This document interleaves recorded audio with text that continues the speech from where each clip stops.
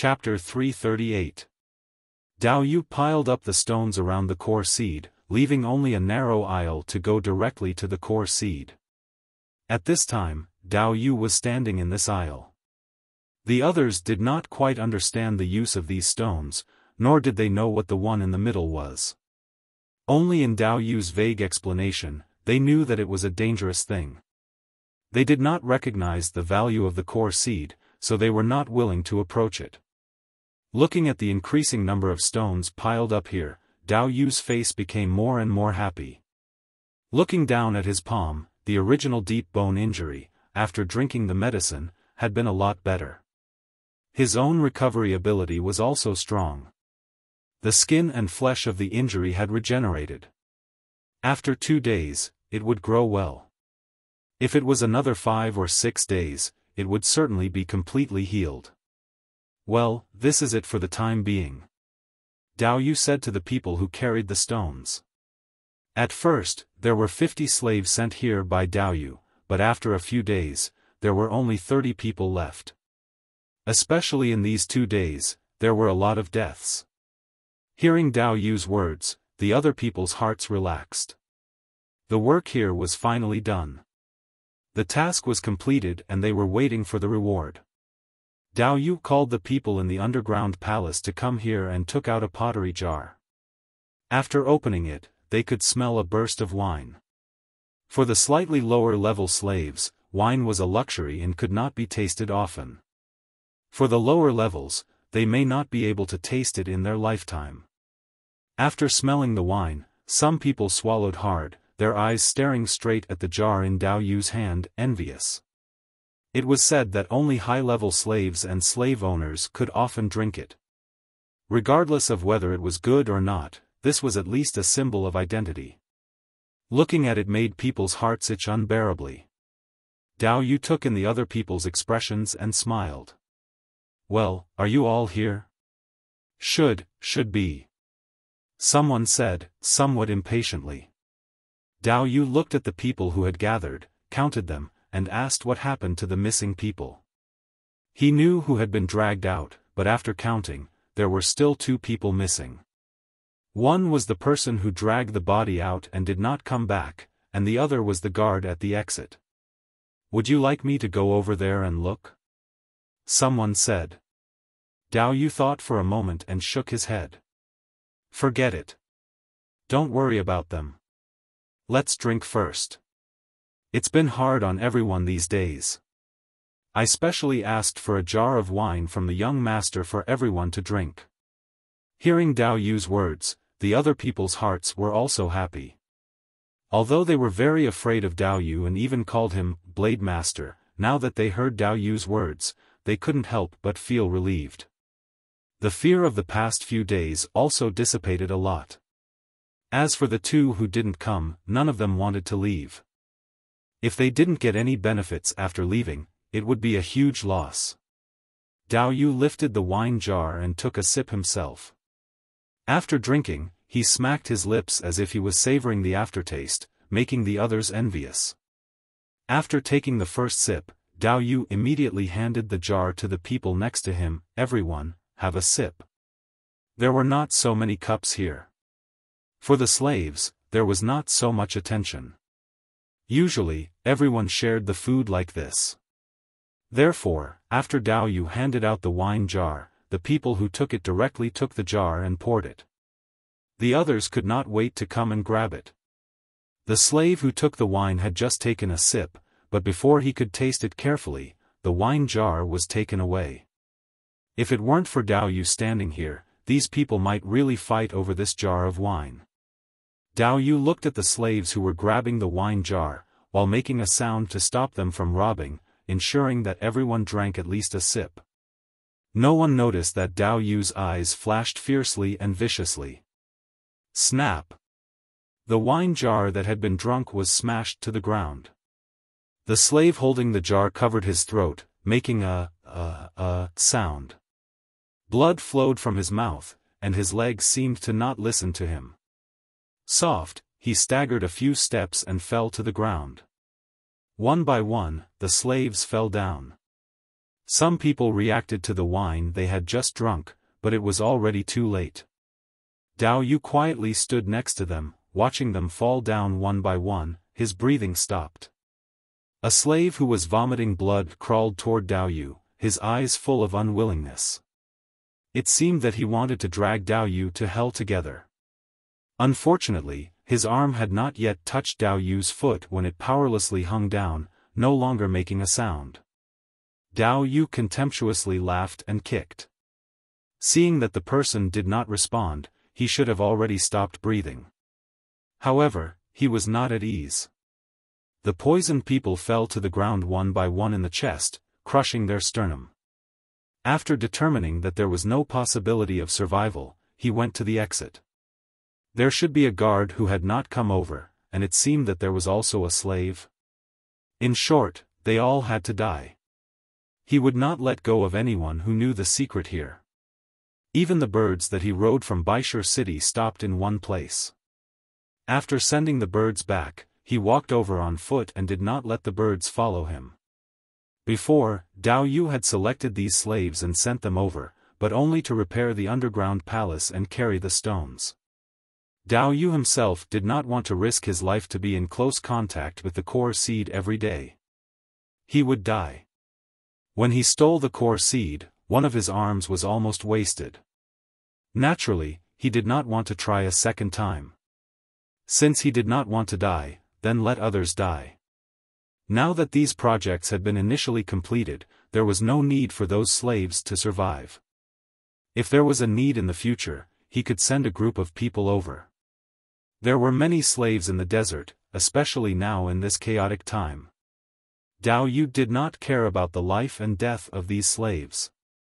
Although Dao Yu himself was a slave, he did not look at the other slaves. When Dao Yu went to the exit, Xiao Xian came out from the dark and looked at the 30 people on the ground who had no breath. He thought, Dao Yu was really ruthless enough. Looking away from the people on the ground, Xiao Xian walked over to the core seed. There were some glowing crystals around, but there was no flame. He did not know if it was an illusion, but Xiao Xian always felt that the crystals here were much brighter than in other places. Even if it was the same kind of glowing crystal, the one placed here was better. Feeling the danger signals from every cell in his body, Xiao Xian looked at the small metal object in the middle of the pile of stones. Dao Yu was hiding it like this, so it must be a very special thing. Xiao Xian's heart moved. Was it related to the metal? The closer he got, the more Xiao Xian could feel the burning tingling in his arms, face and other places. No, not every part of his body could feel the pain.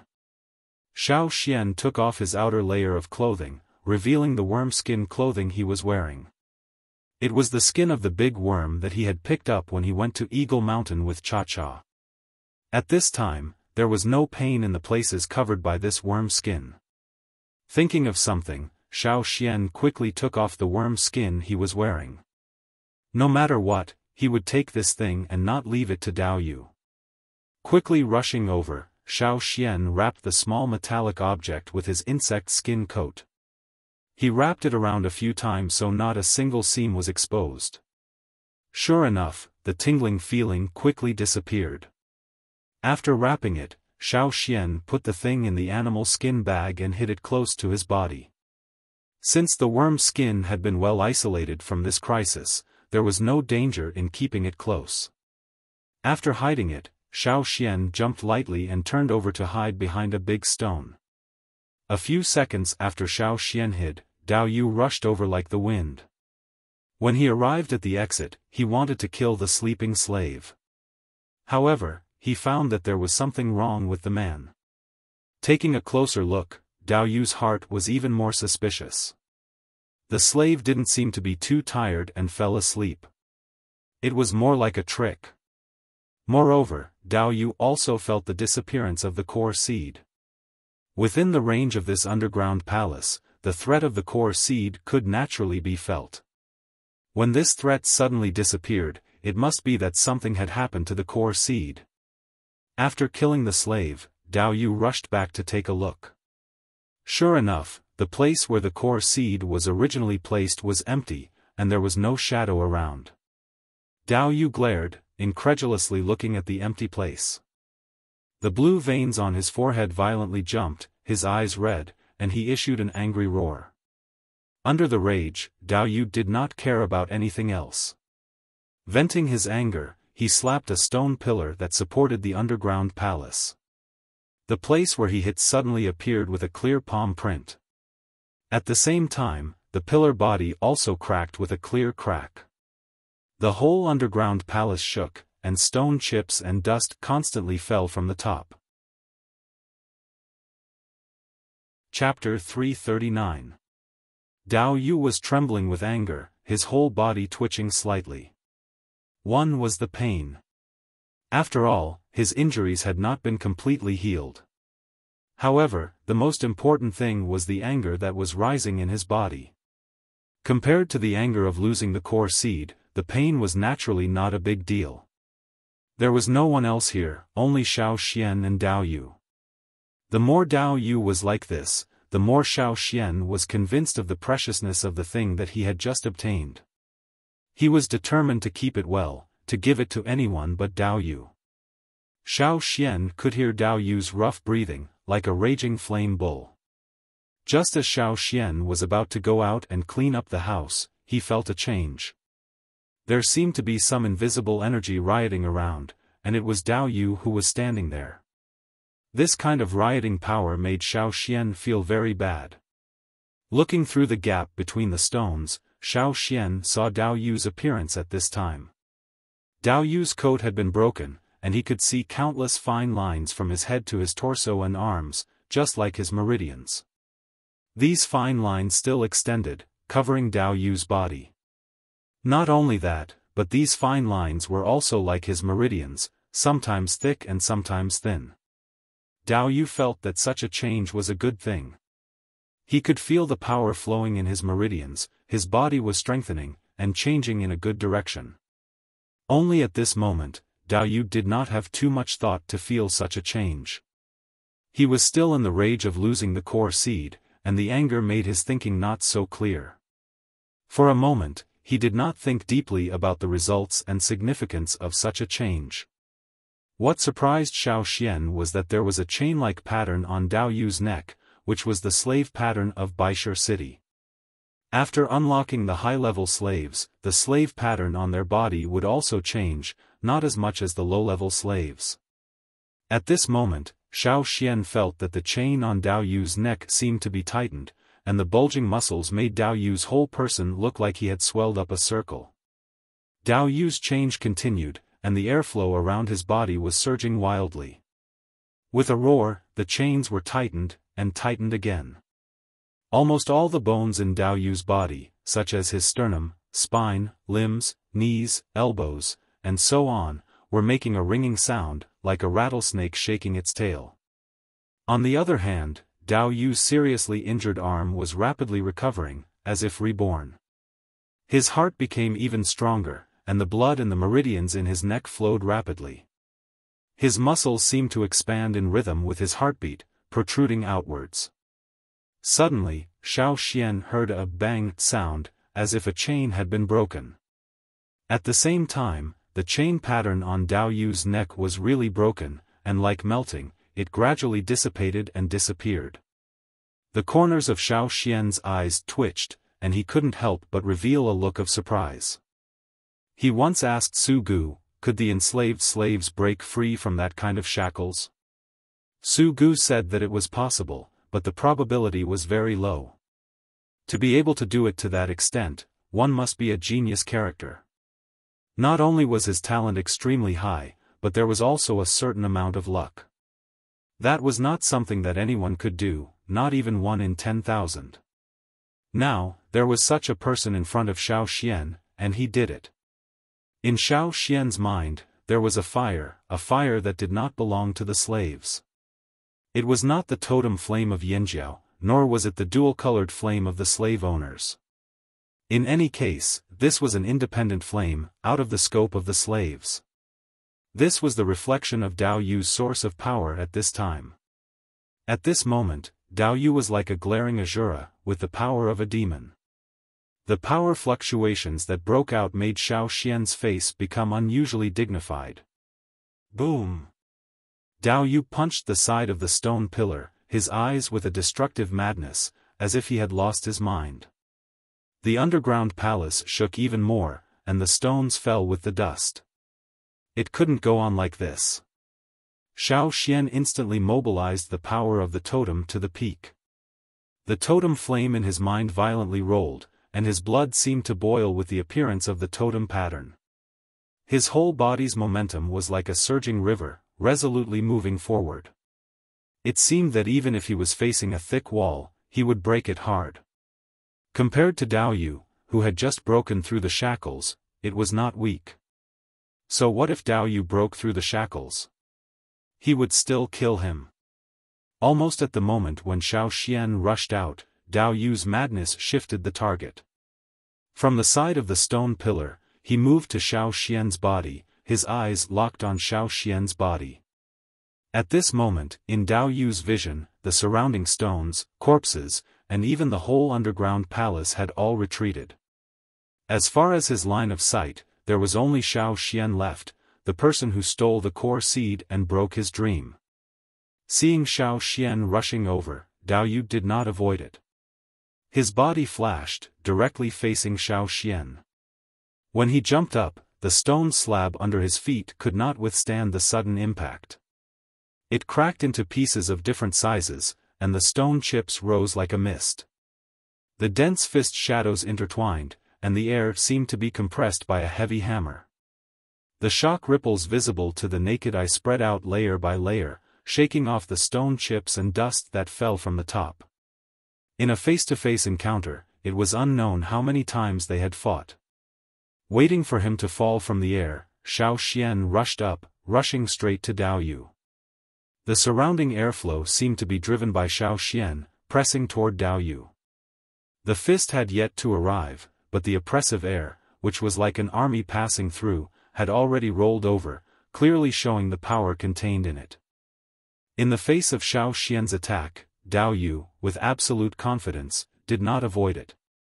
His ankle once again suddenly rotated to meet the attack, and the ground cracked into pieces of stone slabs shattered. In Dao Yu's mind, as long as he broke through the shackles, he would reach a height that others could hardly reach. It was just a tribal kid. Even if this person had been promoted, it was still not as powerful as his own breakthrough. After he became a senior slave, he had also killed tribesmen. In his opinion, although the tribesmen had some strange abilities, they were nothing special. Especially after he learned about the secret of the tribe's fire seed, he looked down on them even more. Kill. He wanted to kill the person who stole the core seed. In the air, there was a series of roaring sounds, like rolling thunder, like the beating of war drums. Every blow contained the determination to kill. If ordinary people were in the face of such an offensive, they would definitely be blown into slag. In this underground palace under the desert, only the roaring sound was left. Other sounds seemed extremely weak in such a roaring sound. The broken stone slabs were getting smaller and smaller, and the stone chips and dust that were shaken up were like smoke all around. Xiao Xian felt as if he had returned to the original mountain forest full of mystery and crisis, the situation of the battle with the ferocious beasts. In the face of the ferocious beasts, a slight negligence and a weak momentum could cause an irreparable situation. At this moment, it was the same. What's more, it was facing a traitor of the tribe like Dao Yu. Can't retreat, can't be weak. If the other party's attack was strong, he would be stronger. If the other party was fierce, he would be fiercer. If the other party wanted to fight, he would fight even harder. Xiao Xian's totem patterns began to brighten, like a flame cast. Just like when he exposed the blue flame in the Colosseum, it seemed to burn people. Boom! Dao Yu suffered a heavy punch. After the punch hit, Xiao Xian did not stop. Followed by a fist shadow that could not be seen by the naked eye, it once again bombarded Dao Yu's chest. Dao Yu, who had been punched twice in succession, was in a sorry state. He flipped upside down in the air and fell heavily to the ground, continuing to slide back for a while before stopping. Xiao Xian wanted to continue a few more times, only to find that on Dao Yu's body, those vein-like patterns, the skin seemed to be cracked and blood oozed out from inside. Dao Yu, who fell to the ground, tilted his head to look at Xiao Xian's direction. His mouth kept spurting blood, his whole body twitching. At this time, it was not anger, but an uncontrollable reaction. The two punches just now were like a signal, like a pair of hands pushing a long domino. With a crash, the domino chain fell down. Dao Yu's sharp and unstoppable aura had declined to a terrible degree. Blood splashed out from the veins on Dao Yu's face. Because of the pain, his expression was distorted, looking more and more ferocious. His eyes were full of disbelief. Breaking through the shackles, he actually lost. If he was given 2 more days, no, as long as 1 day was enough, he would stabilize the power in his body and prepare well. He would definitely be able to beat this kid, he would definitely be able to, he couldn't let this kid steal the core seed. It was his own, Dao Yu's alone. He also wanted to build his own desert city, become a slave owner, and become an overlord. How could he die like this? Not reconciled. He was not reconciled. Lose to anyone, but not to this kid. No. Dao Yu's eyes were wide open, staring at Xiao Xian who was coming towards him. The stone chips and dust had fallen.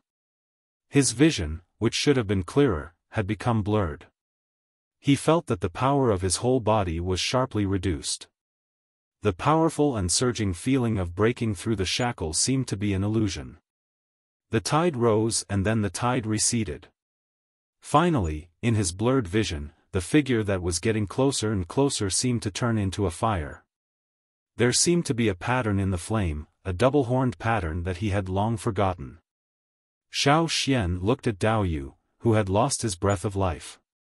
His heart was puzzled. His 2 punches, although he used a lot of strength, if Dao Yu's ability to break through the shackles, with that kind of physical strength, should not be so easy to die. The final performance was more like a violent backlash. Xiao Xian put his finger on Dao Yu's pulse and pressed it.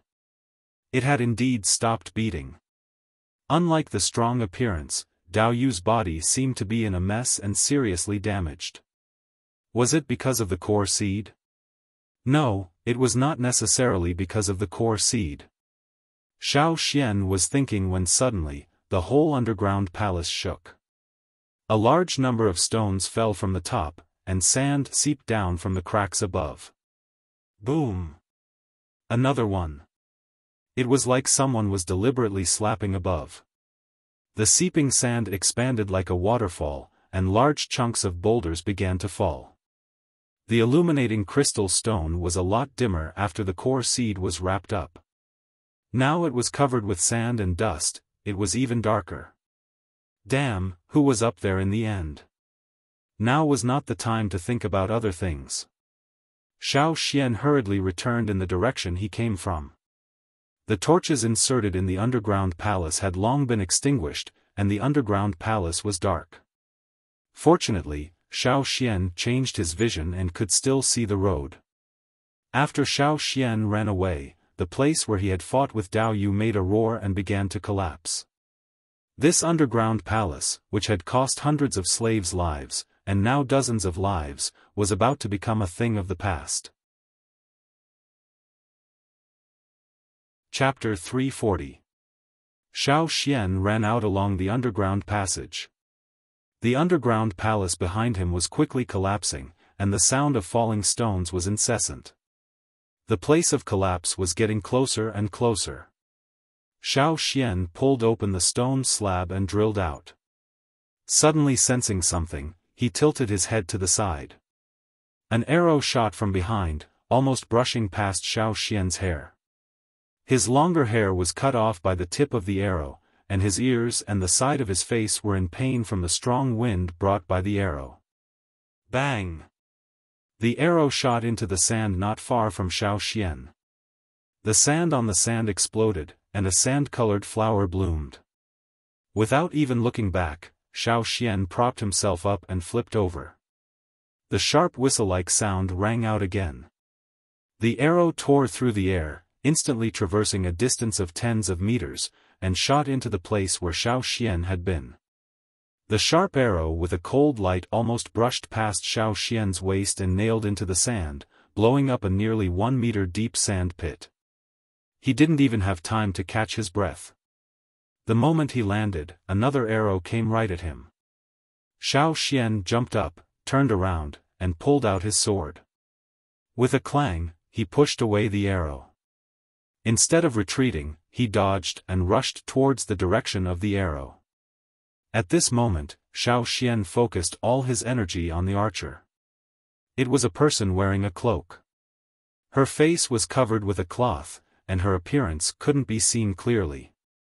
Her long hair was blown by the wind, and probably because of the long desert trek, it had lost its former softness and looked a lot more messy.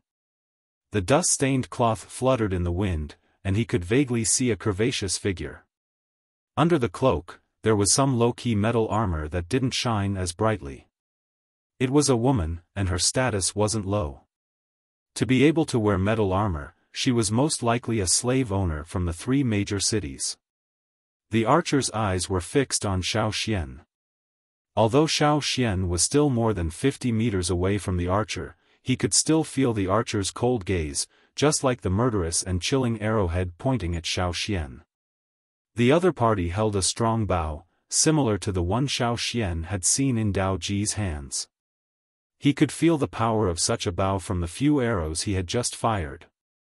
The difference was that the arrow shot by the other side was more threatening than the one shot by Dao Yu. Whoosh! Another one. With the vibration of the bowstring, the arrow spun at high speed in the air, creating a sharp whistling sound as it rubbed against the air. Like a meteor, it shot towards Xiao Xian. Xiao Xian quickly avoided the arrows that were shot. A sand lotus bloomed on the ground, and each time the place where it exploded was very close to Xiao Xian.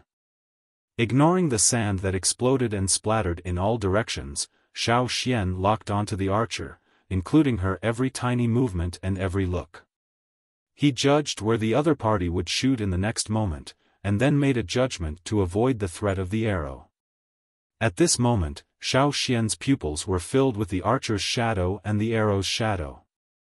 Seeing that Xiao Xian was getting closer and closer, the other party didn't have many arrows in her hand. She directly threw the bow aside and pulled out a nearly 4-finger-wide double-edged sword. With a flick of her wrist, she drew a beautiful arc to meet Xiao Xian. The blade of the sword brushed against the blade, splashing a series of sparks. The sword that stabbed towards Xiao Xian's chest was pushed away by a strong and fierce force. Buzz, the sound of metal vibrating was accompanied by a chill that made one's scalp feel like it was going to explode. Bang! The ground trembled, and the two people separated. Xiao Xian hurriedly retreated 10 steps. A giant beast ran in front of Xiao Xian. Every step it took seemed to cause the ground to tremble, and its thick hooves stepped on the ground, splashing countless sand. It was this giant beast that had just stepped on the surface of the underground palace, and it had trampled hard. This heavyweight giant beast stood up and then stomped down hard. The curtain of sand that had been raised was forcefully split by the biting cold blade. Xiao Xian glanced to the side. At this time, the place where the underground palace was located had collapsed by more than half. Looking over there was a very obvious huge pit. Xiao Xian looked at the person and the beast not far away. He had never seen this giant beast in Beast City, but he could see that it had been enslaved. The person who had enslaved it was the woman in the cloak next to it. The other party's sword reflected a very dazzling light under the scorching sun, but at this moment, it was no longer attacking. Instead, it stood there quietly. The other party was standing on a sand dune, and Xiao Xian was standing at a lower position. Therefore, when the other party looked at Xiao Xian, it was looking down. The giant beast in front of Xiao Xian was swinging its thick hooves, as if waiting for its master's order to start trampling again. However, its goal was no longer the underground palace, but Xiao Xian, the little guy. Xiao Xian raised his eyebrows. He heard the sound of approaching quickly, and it was still behind him. Ga la ga la. Ga la ga la. Behind the dune, a huge snake had emerged. The snake turned over the sand dune and came towards Xiao Xian, but it did not get close. It stopped nearly 50 meters away from Xiao Xian. It was this giant snake that was shaking its tail that was making a rattling sound. However, Xiao Xian's main attention was not the huge rattlesnake that suddenly appeared, but the person standing on the snake's head. Shi Shu? Xiao Xian did not expect to meet Shi Shu here. We meet again. Shi Shu's tone sounded like a friend that he had not seen for a long time. If it were not for the current situation, it would be easy to be regarded as a friend. The visitor was not good. This was what Xiao Xian thought at the moment. Why are you here? Xiao Xian asked. For a slave. Shi Shu seemed to mention it casually, very casually. Dao Yu? Xiao Xian's heart moved. Dao Yu is one of your people? Not exactly. He's dead. Xiao Xian said. It's better if he's dead. I'm going to die. Shi Shu seemed to be more inclined to a dead Dao Yu. The dead are more obedient. After that, Shi Shu turned his head and said in a chatty tone, however, since we meet here, you might as well come with us. What if I don't go? Xiao Xian looked at Shi Shu, paying attention to the cloaked person on the other side to prevent a sudden attack. You refuse? When Shi Shu said these three words, although it was a question, it carried a hint of irrefutable meaning. Indeed, now Xiao Xian was surrounded by enemies, 2 slave owners and 2 giant beasts. The situation was indeed very bad. Xiao Xian did not make a sound, and the other 2 did not speak, waiting for Xiao Xian's reply. Suddenly, Xiao Xian smiled, breaking the deadlocked atmosphere at the moment. I refuse. Shi Shu was about to speak when his eyes focused, looking at a place. At Xiao Xian's feet, a blue creature drilled out from under the sand. It was a beetle. Then, there was a rustling sound, a black beetle drilled out of the ground, as if to report, rushing out. The yellow sand was quickly occupied by black beetles. Not only around Xiao Xian, but further away, including behind Shi Shu and the cloaked person, there were black beetles, like a black wave surging. Chapter 341. This situation was completely beyond Shi Shu's expectations. Looking at his expression, he knew that he had always felt that victory was in his grasp and that everything was under control. But what he saw at this moment shocked him. It was also the first time he had encountered such a situation. Over there, don't look at Xiao Xian's calm face, hanging an unfathomable expression, but in his heart, he was roaring, fuck. He did not expect that a bug that he had enslaved to practice the method of enslavement would become such a situation. When he was in the Beast City, Xiao Xian found that the beetle had summoned a lot of younger brothers, and now it had directly turned into an army of bugs. The 2 behemoths at this moment also did not have the prestige they had before. The huge rattlesnake swung its tail and shook off all the bugs climbing up the snake's tail. However, more and more bugs crawled out of the sand, and they did not seem to know how to be afraid. They let the snake's tail shake again and again. Originally, the color of the sand could be seen from some gaps, but it was not long before the ground was black, and the bright carapaces reflected the light.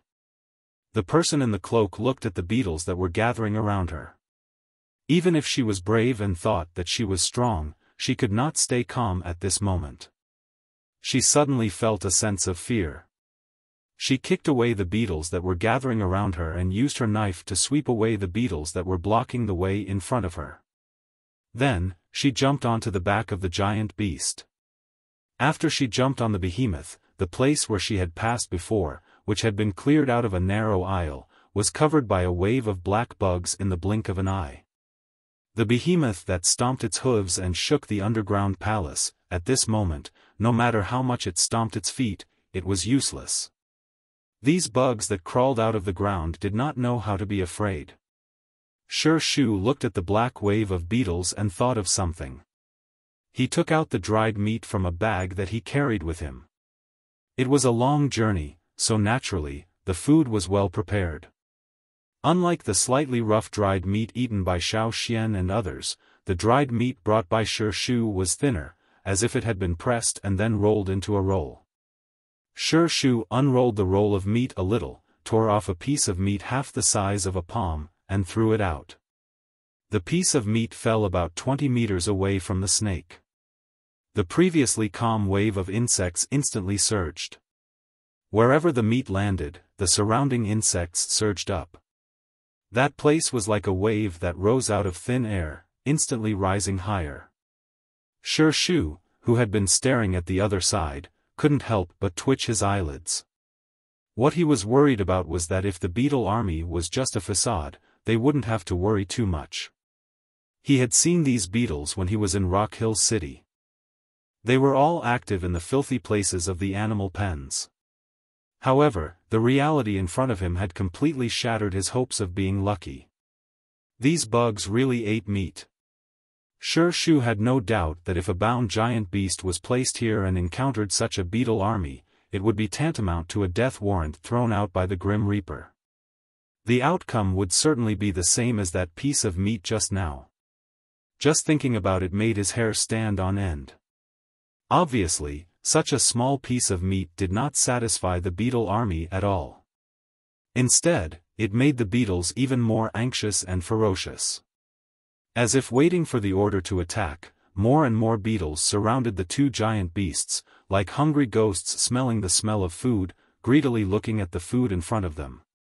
If they could speak, they would probably shout at this time, "The enemy is difficult to deal with, wait for the boss's order, brothers together."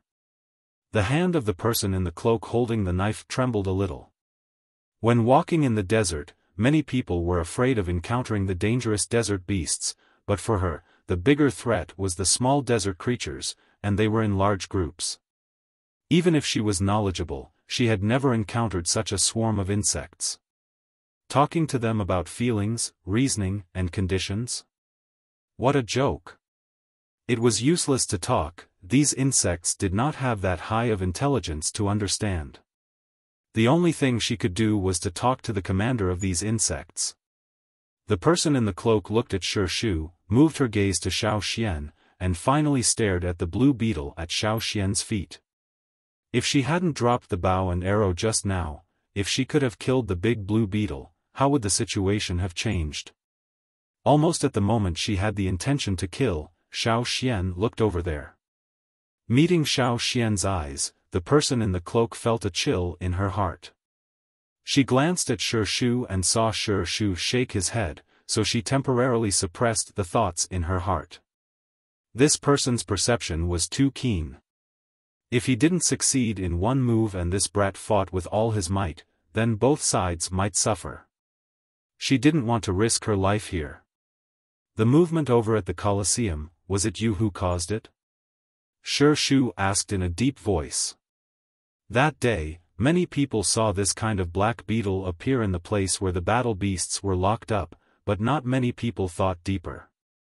After all, in the eyes of most people, this kind of beetle was too small and harmless, so no one cared.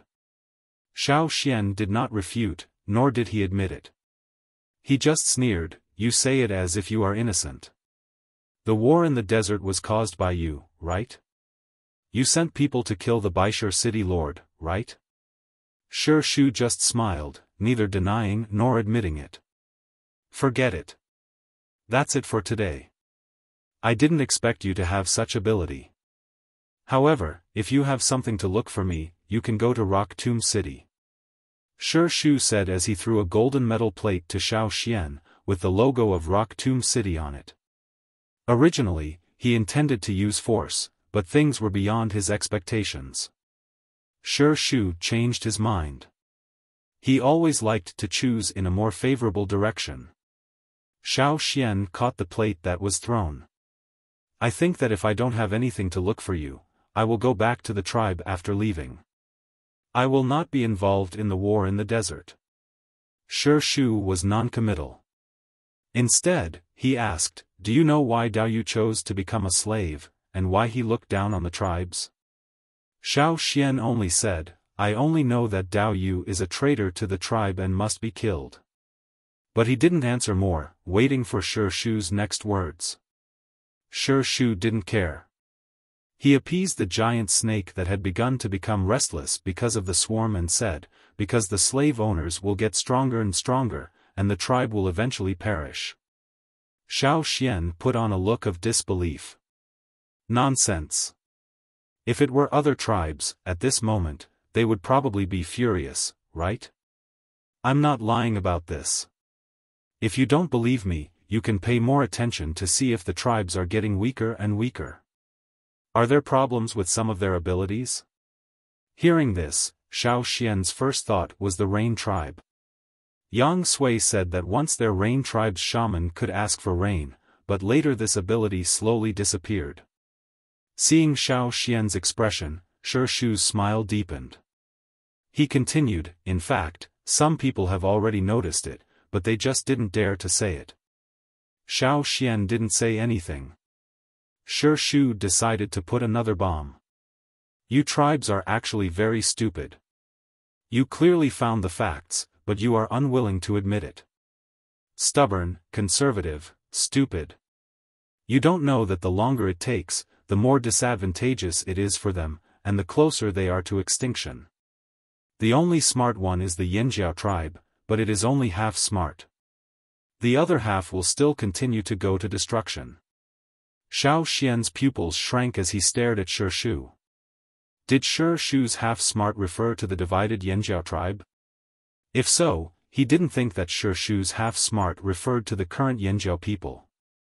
Then, there was only one possibility left, the other half of the Yanjiao tribe that had been separated 1,000 years ago and had no news. Chapter 342. Xiao Xian still wanted to ask more, but Shi Shu was not willing to say more. You go, we still have things to do here. Moreover, our people are almost here. When the time comes, even if you use these insects, you won't be able to fight. Of course, if you want to know more, you can go to Rock Tomb City to find me. Xiao Xian quickly judged the situation and decided to withdraw first. Let's go. Xiao Xian said from the big beetle at his feet. The blue beetle immediately opened the way, and where it passed, the insect spontaneously separated. Seeing this situation, Shi Shu's eyes flashed thoughtfully. When Xiao Xian left the underground palace, he could not see Shi Shu. Xiao Xian let Sapphire take its insects to forage for food, while he himself rushed to the place where he had agreed with Lei and Tua. As for Shi Shu's words, Xiao Xian did not fully believe it, but he knew that it should be 3 parts true.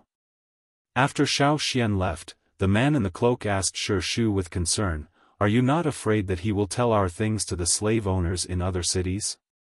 "He won't," Shi Shu said. If Xiao Xian was smart enough and decided to not get involved, he certainly would not reveal more to others. Even if it was revealed, it didn't matter. At that time, the general trend was set. What if he participates?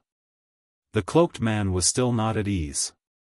If he participates, cooperating with such a person may not be a bad thing. While talking, in the collapsed underground palace, a lizard with thick scales crawled out. It was not too big, but it was very flexible. It came to Shi Shu, opened its mouth, and spat out what it had swallowed. A dead man covered in lizard gastric juices appeared on the sand. It was the dead Dao Yu. Unlike the appearance when he died, Dao Yu at the moment seemed to have lost a lot of blood.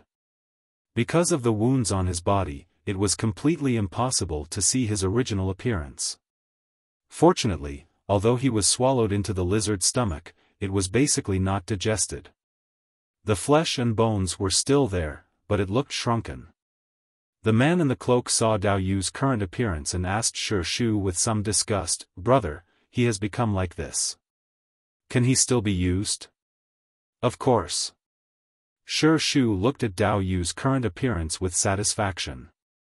"When you're alive, you're not obedient. Then you can only use death." At the moment when Dao Yu broke through the shackles, he was actually not far from death. It was just that Xiao Xian's appearance had brought forward his death. The person in the cloak was originally monitoring Dao Yu. At that time, she was actually inside the underground palace, close to another exit, as far away as possible from the core seed.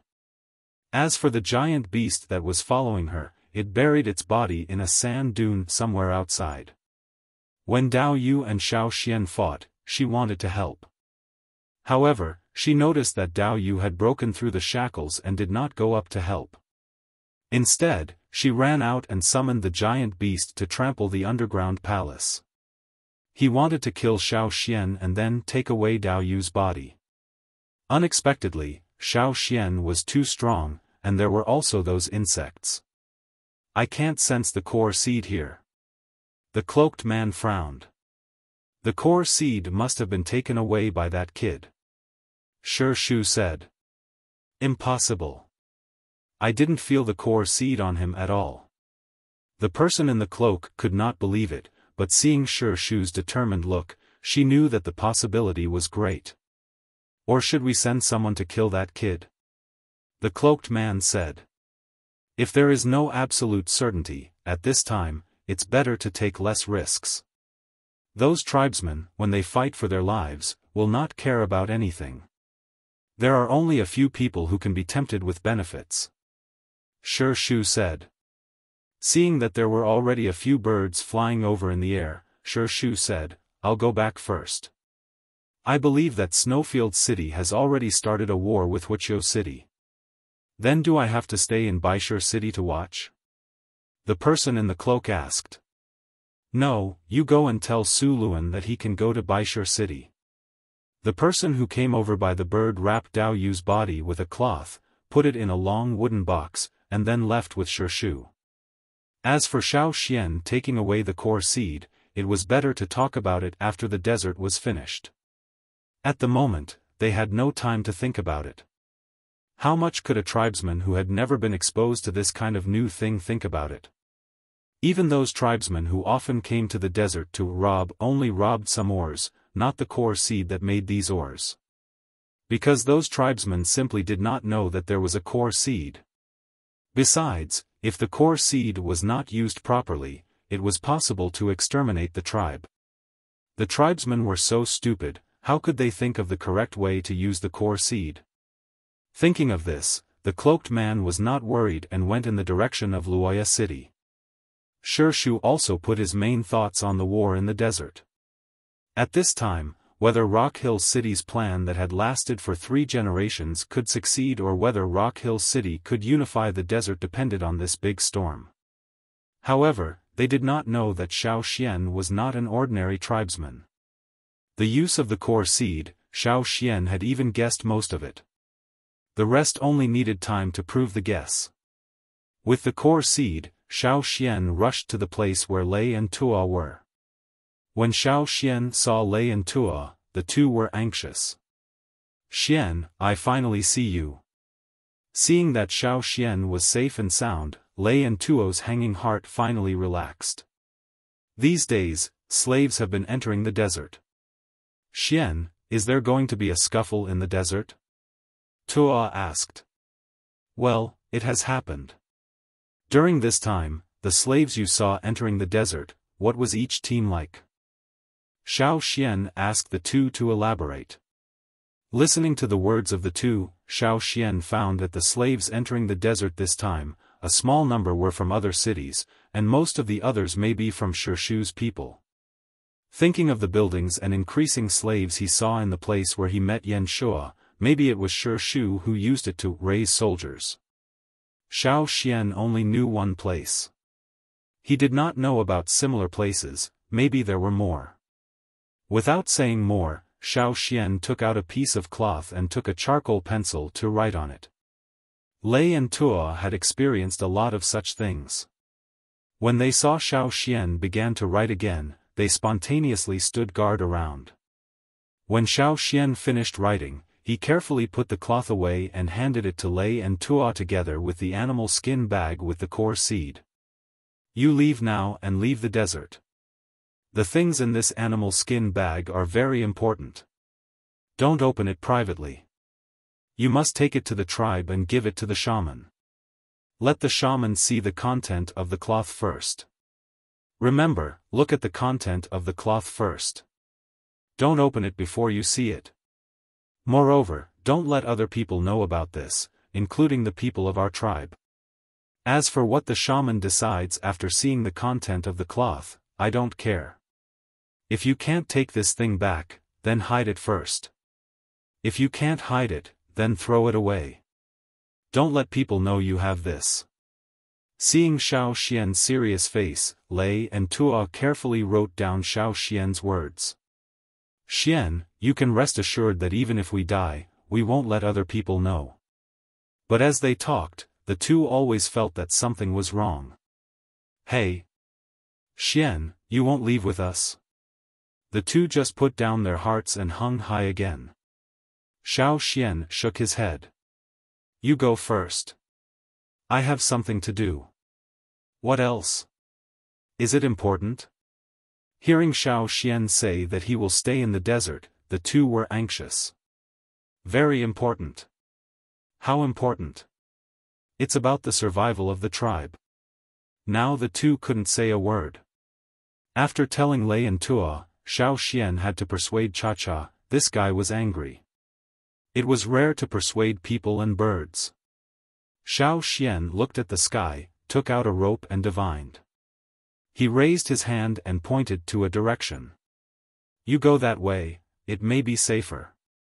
Xian, after we send the things back, if you haven't returned to the tribe, we will come to you. Tuo said. Xiao Xian still wanted to say something, but the two had already jumped on the eagle's back and flew into the sky. Looking at the eagle in the sky leaving in the direction he pointed, Xiao Xian rested on a stone for a while and turned back to the depths of the desert. Chapter 343. He had to admit that Shi Shu's words really made Xiao Xian think a lot. Therefore, this time, Xiao Xian also intended to take advantage of the chaos in the desert to find some useful information. After all, it was related to the survival of the tribe. Shi Shu said that the tribe is going to decline. Yes, but also wrong. He was right. In a short time, there certainly would not be such an obvious change. It could not be seen, so he could not be sure.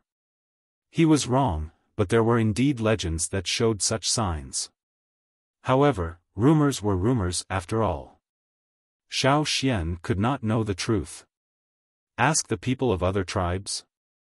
Xiao Xian was sure that they would not tell the truth. Once again entering the depths of the desert, Xiao Xian planned to go to Luoya City to see after learning that Shi Shu had provoked the war. After all, he had cooperated with Su Gu. If he could bring a message in advance, maybe he could make more preparations and suffer less. However, when Xiao Xian approached Luoya City, he found that Luoya City had already sent troops to Baishur City to start a war. The slaves lined up in neat rows, as well as the equipment on the slaves, did not seem to be a hasty behavior. It was more like they had been prepared for a long time. Such a fast response. Did they know that Dao Yu was dead? Did they know that Baishur City was at its most chaotic and weak time? Seeing this, Xiao Xian could not help but think more. Then thinking of Su Luan's previous attitude, looking at Luoya City's quick response, Xiao Xian looked at the tall building in Luoya City and narrowed his eyes. Was Su Luan also a person on Shi Shu's side? Or, were these two people cooperating? If so, Xiao Xian did not have to worry much. No wonder when he heard that the desert was going to be chaotic, Su Luan remained calm and did not worry at all. In this case, Xiao Xian would not show up. After observing around Luoya city for a while, he left. Looking for a place where there was no one, Xiao Xian called Sapphire over. Sapphire had been following Xiao Xian all this while. It had a certain connection with Xiao Xian and could sense Xiao Xian's thoughts. Not long after, Xiao Xian saw the blue beetle emerge from the sand. Now, if the blue beetle stood on the ground, its back would reach Xiao Xian's knees. Its appetite was also huge, not to mention that it was carrying a swarm of insects. Therefore, Xiao Xian did not need to see it to know that there was a massacre under the sand. The other insects and small desert beasts hiding under the sand were lucky if they could escape. Those who couldn't could only be swept away. Looking around, Xiao Xian combined what he knew about the various cities. This place was a certain distance away from the other cities, and very few people would appear in this area. Little shit. Xiao Xian squatted down and looked at the beetle in front of him. Thinking back to when he was enslaved, this beetle was so small. Now, it had grown beyond his expectations. The blue beetle did not quite understand what Xiao Xian wanted to do. It was not until Xiao Xian stretched out his hand and blue flames appeared that it understood. It was so excited that it kicked its hind legs. It had not pushed a ball for a long time, but when it was excited, it could not help but kick its legs. This was a deep-rooted habit. Xiao Xian decided to unlock the second lock for Sapphire. In the past, he felt that there was not enough time. This insect needed enough space to adapt and grow. At the same time, there were too many variables. But now, Xiao Xian found that this insect adapted faster than other beasts. It was not long before it could lead so many beetles to eat meat instead of collectively pushing a ball of dung. Therefore, Xiao Xian decided to unlock another lock for it. If this guy developed well, it could also help him. Not long ago, Sapphire was leading a swarm of insects. After a while, would it develop into a larger-scale insect swarm? Thinking about it, Xiao Xian was still a little excited. He just did not know if it would go too far. Just as Xiao Xian was unlocking the second lock for Sapphire, in a two-story stone house in Rock Tomb City. Shi Shu had taken Dao Yu's body back to the city and handed it over to an old man. Xiao Xian once asked Su Gu if there was such a person as a witch among the slave owners. Su Gu's answer was yes, but it was extremely rare.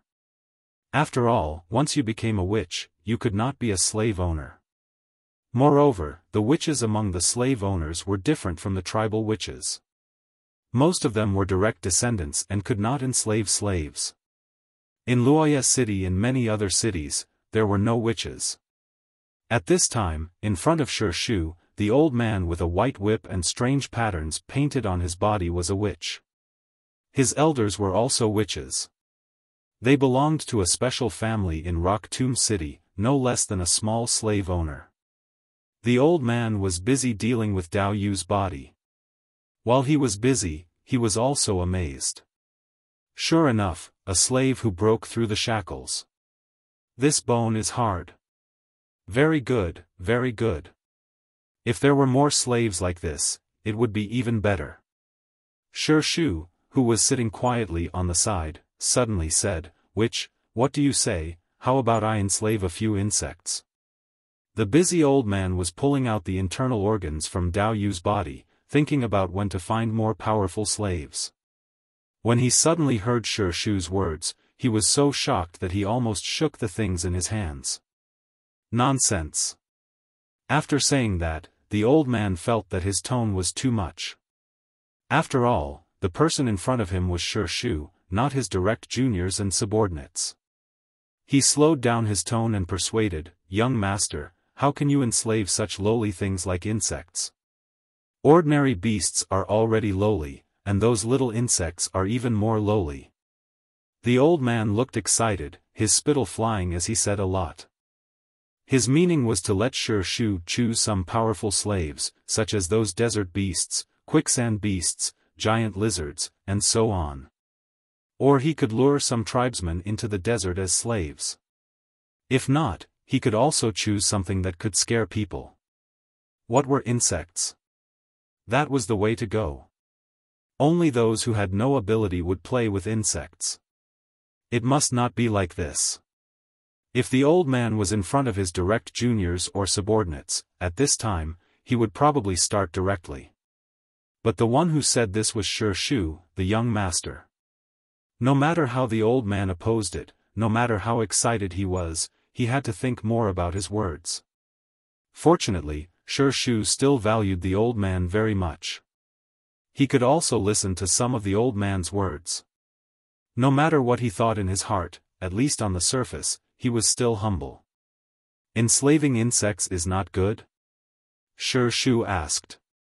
Very bad. The old man affirmed.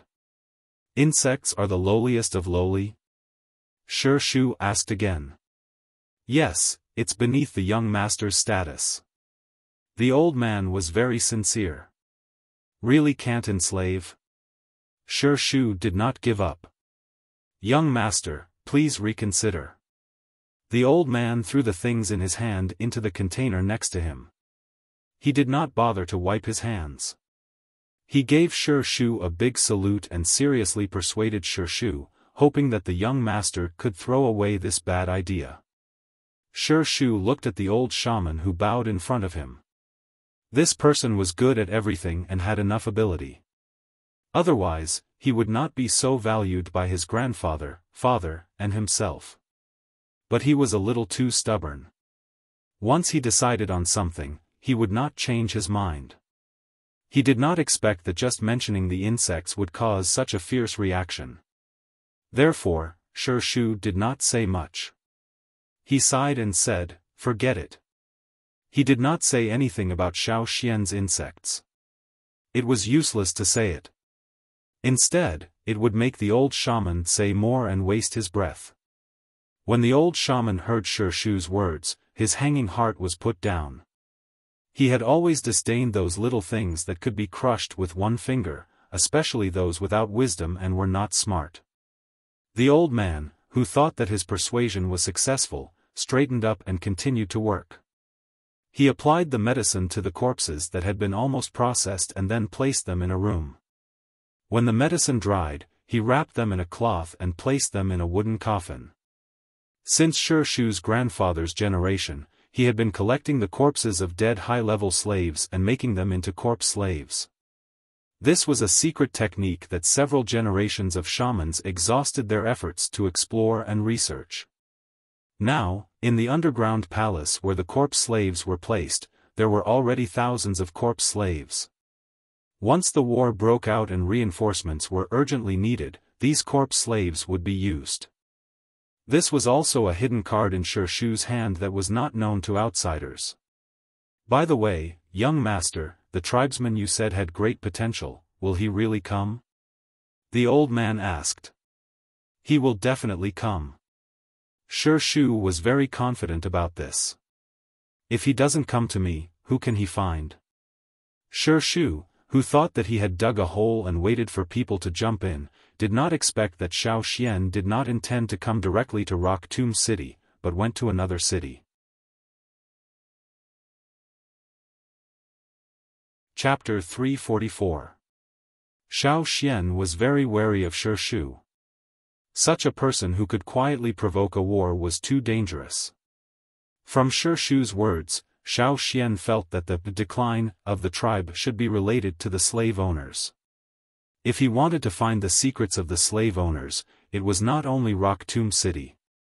In the three major cities, in addition to Rock Tomb City, there were two other cities. It was said that Snowfield City had already gone to war with Fire Hill City. He did not know how Shi Shu had led the disaster to the east. In any case, the current Snowfield City was also quite chaotic. Since Shi Shu had already started on Snowfield City, naturally he would not let it be peaceful. Snowfield City was known by its name. The place where it was located was similar to the desert of Beast City, with more ice and snow in a year. When Xiao Xian came to the border of the area under the jurisdiction of Snowfield City, he saw a vast expanse of white snow and some red and purple flowers blooming on the snow. Probably, these plants were unique to Snowfield City.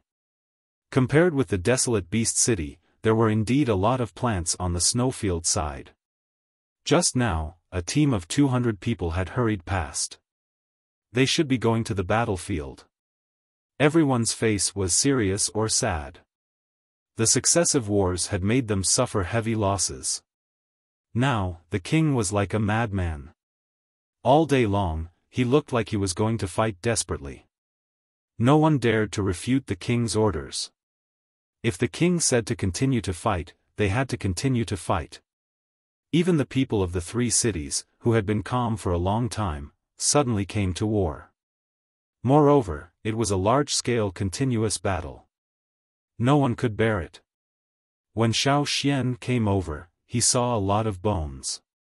Some of them had been buried by the sand, and some of them were only partially buried. Many of the bones thrown there were eaten by scavengers, leaving only bones. It looked quite miserable. Xiao Xian collected some clothes of Snowfield City slaves along the way. The clothes of the lower slaves were not much different. After lurking around and observing for a few days, Xiao Xian saw an opportunity. When it was dark, he mixed into the end of a patrol team. The slave walking in front of Xiao Xian was already very sleepy. He did not notice that there was someone behind him. He just yawned and followed the person in front of him. The leader of the group didn't pay much attention to it. He was only on guard against the surroundings and didn't notice that there was an extra person in the group. Seeing the gate of Snowfield City approaching, Xiao Xian pulled the cloth hat on his head. In fact, it was a long piece of cloth wrapped around his head. This was a hat that was commonly worn by low-level slaves. Xiao Xian deliberately dirted his face to show his fatigue. He looked similar to the other slaves. The guard in front of the city gate glanced at the group and didn't notice anything wrong. Looking at Xiao Xian, who was yawning at the end of the group, the guard was glad that he didn't have to run around while guarding the city gate.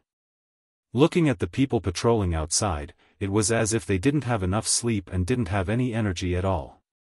It was already late, and they had all returned from patrolling. They were all busy going back to rest, and no one was in the mood to chat with others. The system here was not perfect. There were many loopholes, which made it convenient for Xiao Xian. After the team entered the city, Xiao Xian found a chance to slip into a sand house. The people walking in front of Xiao Xian in the patrol team seemed to notice something, but when they looked behind them, they didn't see anything unusual. They felt that they were probably too tired and confused, so they didn't care much. The sand house where Xiao Xian was located had no door. The people who lived inside had become cannon fodder in the war and had not returned. Xiao Xian temporarily settled down there, hiding and waiting for the right time. No one came in at night. As the night deepened, there were fewer people outside. There were no lights, and the moonlight was not as bright as the full moon, but it also cast a not too obvious black shadow under the houses. The continuous war made the people in the city tired. Except for the night patrols, everyone else went back to their houses to sleep. Compared with the former Snowfield City, it was now a lot more desolate. Xiao Xian came out of the sand house, avoiding the people patrolling the city, and sneaking into the center of Snowfield City. The palace of Snowfield City was similar to that of Luoya City. It was also very high profile, but it was much larger in scale. The guards near the palace were much stricter. Xiao Xian could not sneak in for the time being. He had to find an opportunity. Therefore, Xiao Xian first found a good hiding place and waited for the right time. The house where he hid was much more spacious than the previous sand houses. The materials of construction were mostly stone. The closer to the palace, the bigger the house was. This house was used to store wine. Xiao Xian saw a lot of wine jars. The wine here was not sold, but used as a reward. When the slaves made a contribution, they would be rewarded with wine. The slaves would come here to receive the reward.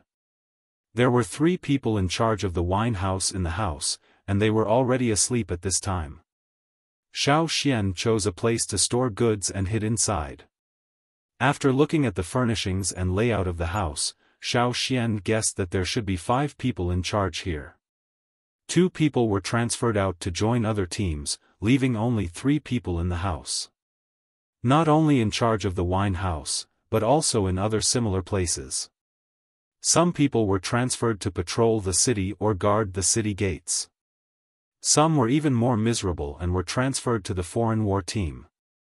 The war consumed a lot of manpower and could only be made up by the slaves working in the city. These people were not skilled in their work. Even if they worked in the city, they did not suffer that much. How could they not complain? The consequence of slacking off was that there were more loopholes, giving people like Xiao Xian an opportunity to take advantage of. Those wine glasses looked like they had not been used for several days, indicating that the people who came to receive the reward had not appeared for several days. Thinking of the war in Snowfield City that he had heard before, Xiao Xian also understood that if they were defeated in succession, where would the reward come from? Even if there were people who made meritorious service, the slave owners would not be in the mood to reward them since they were defeated overall. Having been on the road, hiding, and guarding, Xiao Xian was also tired.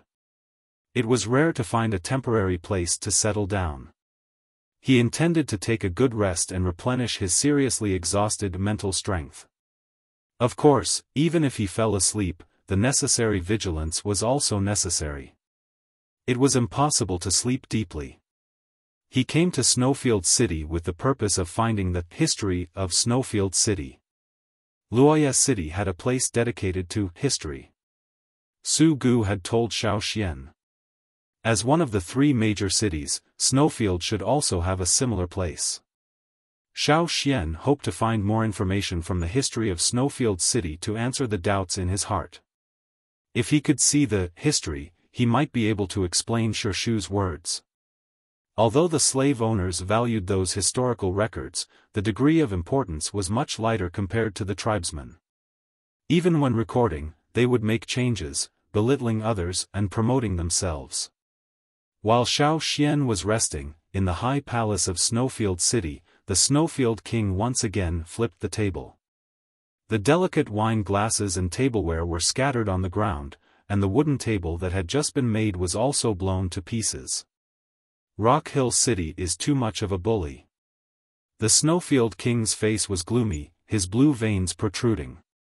He had just received a letter from the Rock Hill City Lord, saying that he should stop and not let the war continue. I'm fighting with the people of Fire Hill. What does it have to do with them? They didn't say anything, but they also turned around and taught me a lesson. The Snowfield King was angry. No, maybe the people of Rock Hill City were also involved in the theft. Thinking of this, the Snowfield King was even more aggrieved. The core seed, ah. That was the core seed, but it was lost. Thinking of the successive defeats, he trembled with anger. At first, he was angry with the tribesmen and wanted to kill the desert tribesmen. However, he got the news that the tribesmen had long slipped away. He then took back all his energy to deal with others. As for the tribesmen, those timid little minions could be dealt with later. The core seed must be in the hands of Fire Hill or Rock Hill City. The Snowfield King did not know that the timid little minions in his eyes had already taken the core seed and were spying on their history. Chapter 345. Xiao Xian hid in the wine house for 4 days. In these 4 days, he also learned a lot from the 3 slaves of the wine house. The 3 people who were close to the city lord palace and had a little bit of power naturally knew more than the lower slaves. Shortly after returning from the Beast City, Snowfield City went to war with the Fire Hill City. The slaves who were chasing the tribesmen were also called back to participate in the war, but the number of defeats was relatively high. Occasionally, when they were about to win, the people of Rock Hill City stepped in and reversed the situation. Snowfield City was once again defeated. In about 20 days, the number of people in Snowfield City had been reduced by more than a third. This was only a rough estimate. The specific number would only increase. However, for the slave owners, the lives of the slaves were not lives. If they were less, they could make up for it later. The important thing was to reverse the situation now. I heard that the king's lost things have still not been found. A slave lowered his voice. It is said that the people of the Fire Hill City stole it. Maybe there are people of Rock Hill City involved in this. Hey, when will this war stop? I don't want to go to war. The slave who had been silent sighed. If this continued, the three of them would be transferred. Now the situation was getting more and more serious. Defeat after defeat made the Snowfield King lose face. His anger soared every day. Because of the Snowfield King's anger, it was not known how many slaves were killed. Every day, slaves could be seen being carried out of the palace. Just then, someone came to look for them outside. The faces of the three slaves tightened, fearing that it was an order to let them participate in the war. However, when they came back in after a while, their expressions were much more relaxed. It turned out to be wine. Ah. Scared me. Tomorrow, send the rest of the wine to the palace. No, I have to drink it quickly. After sending it away, I won't be able to drink it. If I want to drink again, I don't know when I'll have to wait. The person who had just passed the message asked them to send the rest of the wine to the palace tomorrow. The king wanted to reward the palace guards with this wine. The palace guards are good. I heard that they can eat and drink a lot of good things. It's good, but recently, a lot of people have been killed by the king. There were also many guards who died because of anger, which made the guards more or less have some other thoughts in their hearts. The Snowfield King ordered the people in the wine house to send the rest of the wine to the palace in order to appease the guards' hearts. As the three of them drank and chatted, Xiao Xian, who was hiding in the utility room, also had an idea. He had been waiting for an opportunity all this time, and this time, it was worth a try. If he missed it, who knew how long he would have to wait? Before nightfall, the three slaves put all the large and small jars of wine into 2 large wooden boxes. Because they had drunk some privately, several jars of wine were mixed with other things because the wine was not enough. Anyway, these wines were given to other slaves, so there was no need to pay much attention to them. After loading the wine, the 3 slaves went to sleep. Xiao Xian took advantage of the time when they were sleeping to add something to their room so that they could sleep more soundly. Fortunately, in order to sneak into Snowfield City, Xiao Xian had prepared a lot of desert medicinal plants along the way. When the 3 people fell asleep and made some movements, they did not respond at all. Xiao Xian went to the box of wine and took out the wine placed inside. He cut a wooden board of the utility room into a suitable size and put it in the big box of wine. He felt that it was good.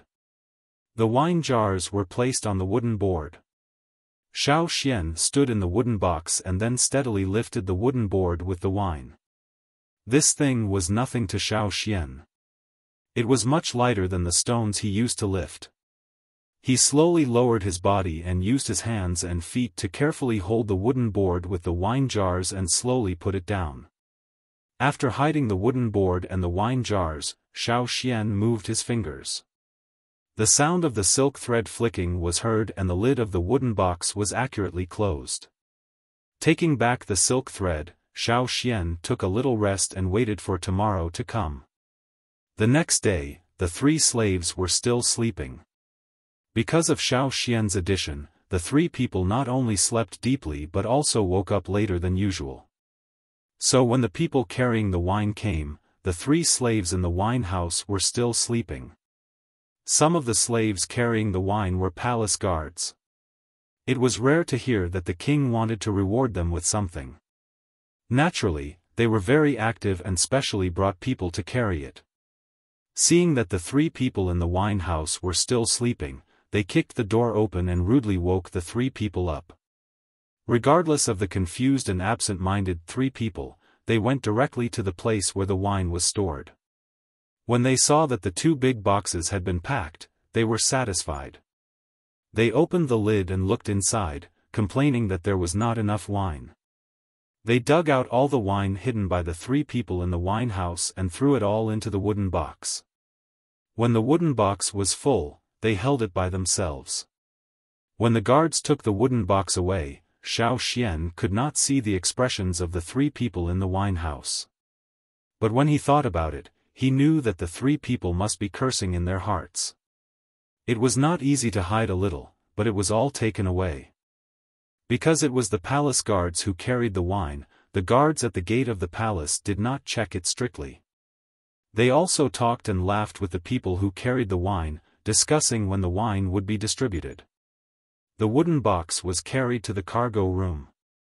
Although the slaves guarding it were eager, they also knew that the reward had to be arranged by the slave owners. If they privately divided it, they would be scolded. They only secretly took 2 small bottles of wine from the box and hid them in their clothes before leaving.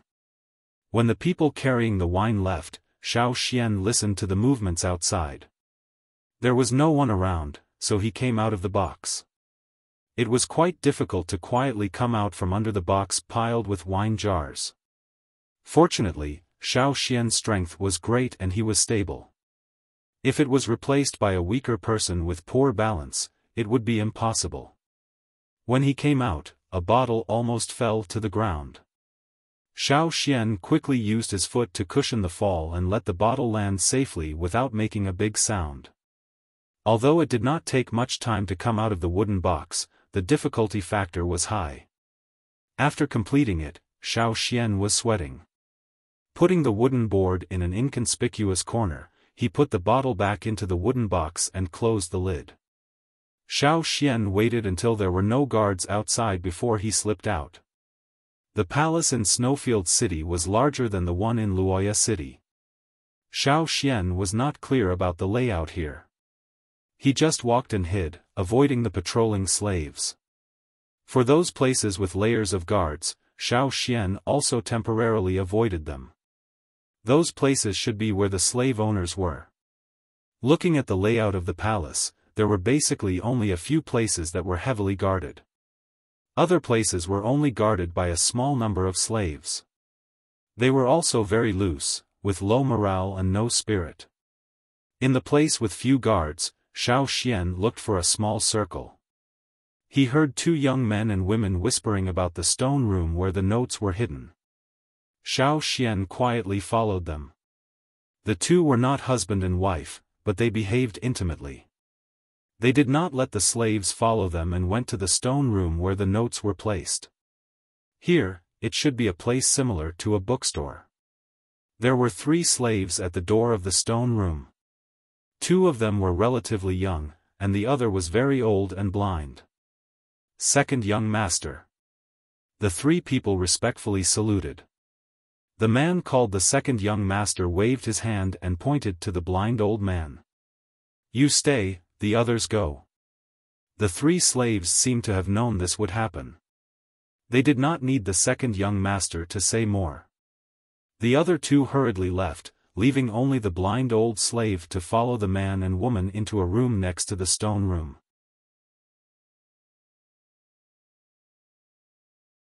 Chapter 346. Not long after the 3 of them went in, Xiao Xian heard obscene sounds and the voice of the blind old slave reciting books. In many desert cities, some slave owners were not willing to look at the records left by their ancestors. They could not bear to memorize them, and they were told to treat them with care and not damage them. Over time, fewer and fewer people went to see the records of their ancestors. Later, a slave owner had a brainwave and arranged for his slaves to read the records.